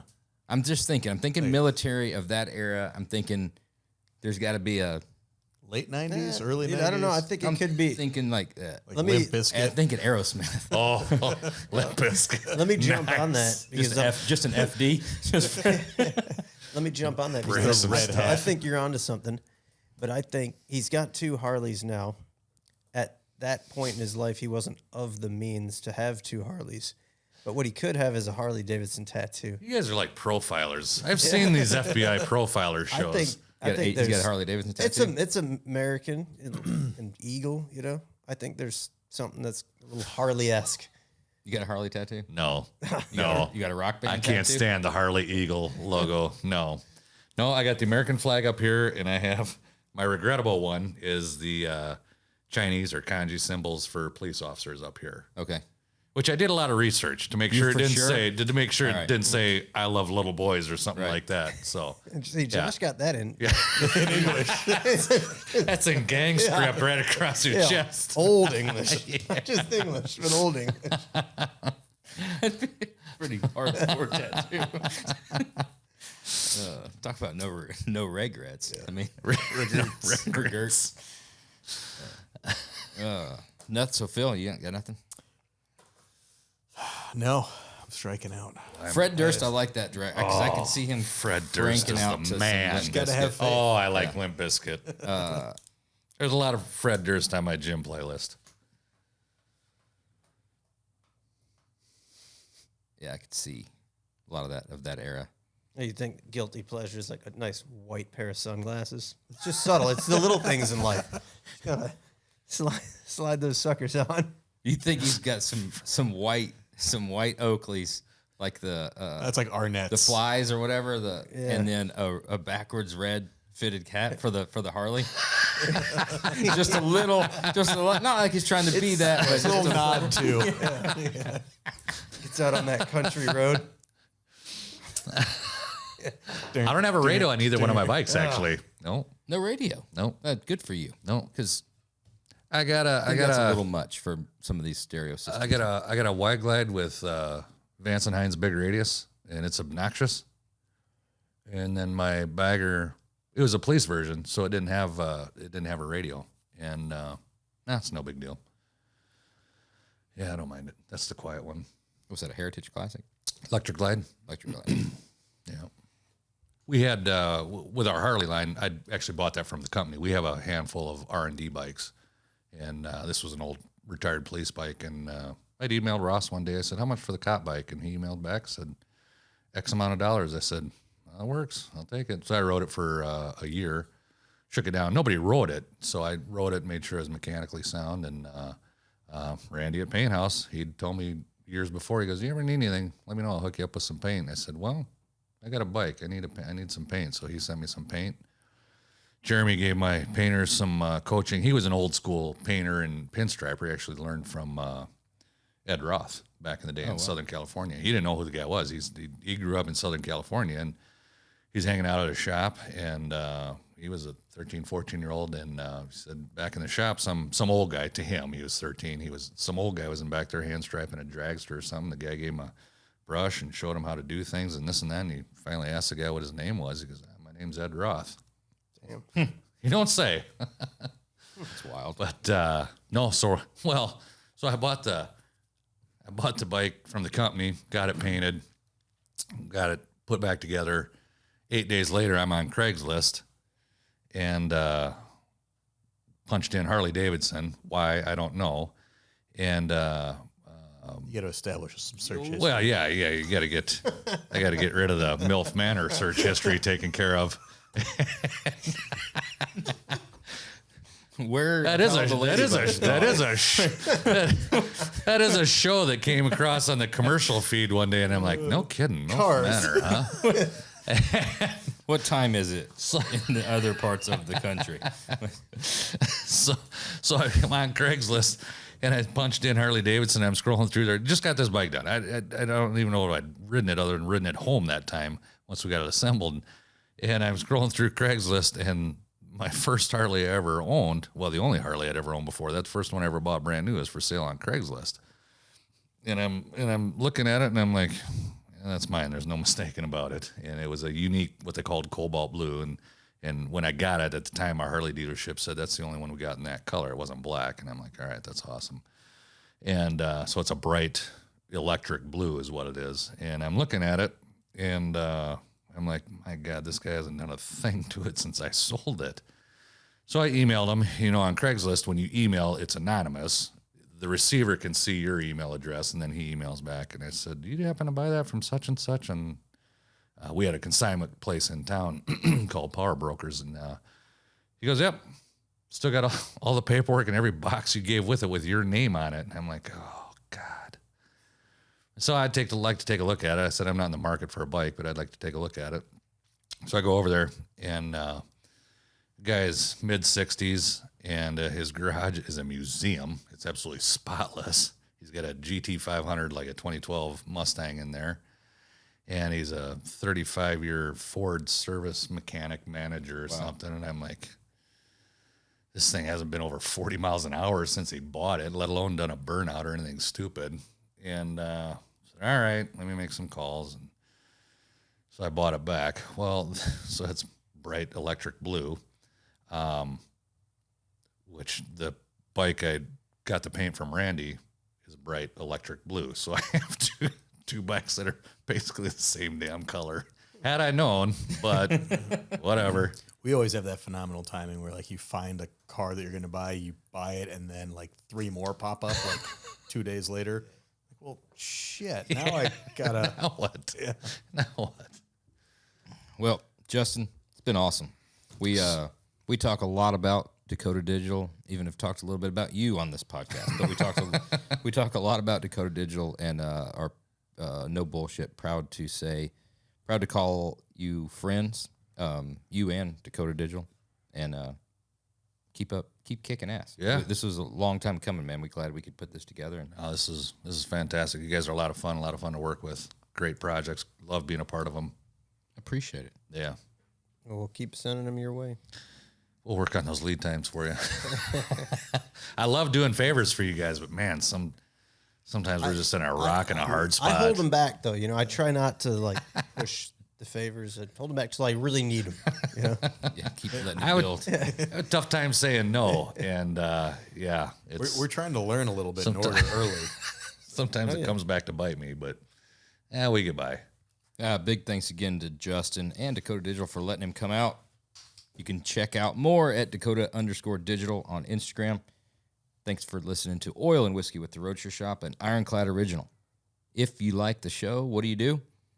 You smash that like button. That's something you can do. Thanks again, Justin. We'll see you again next week.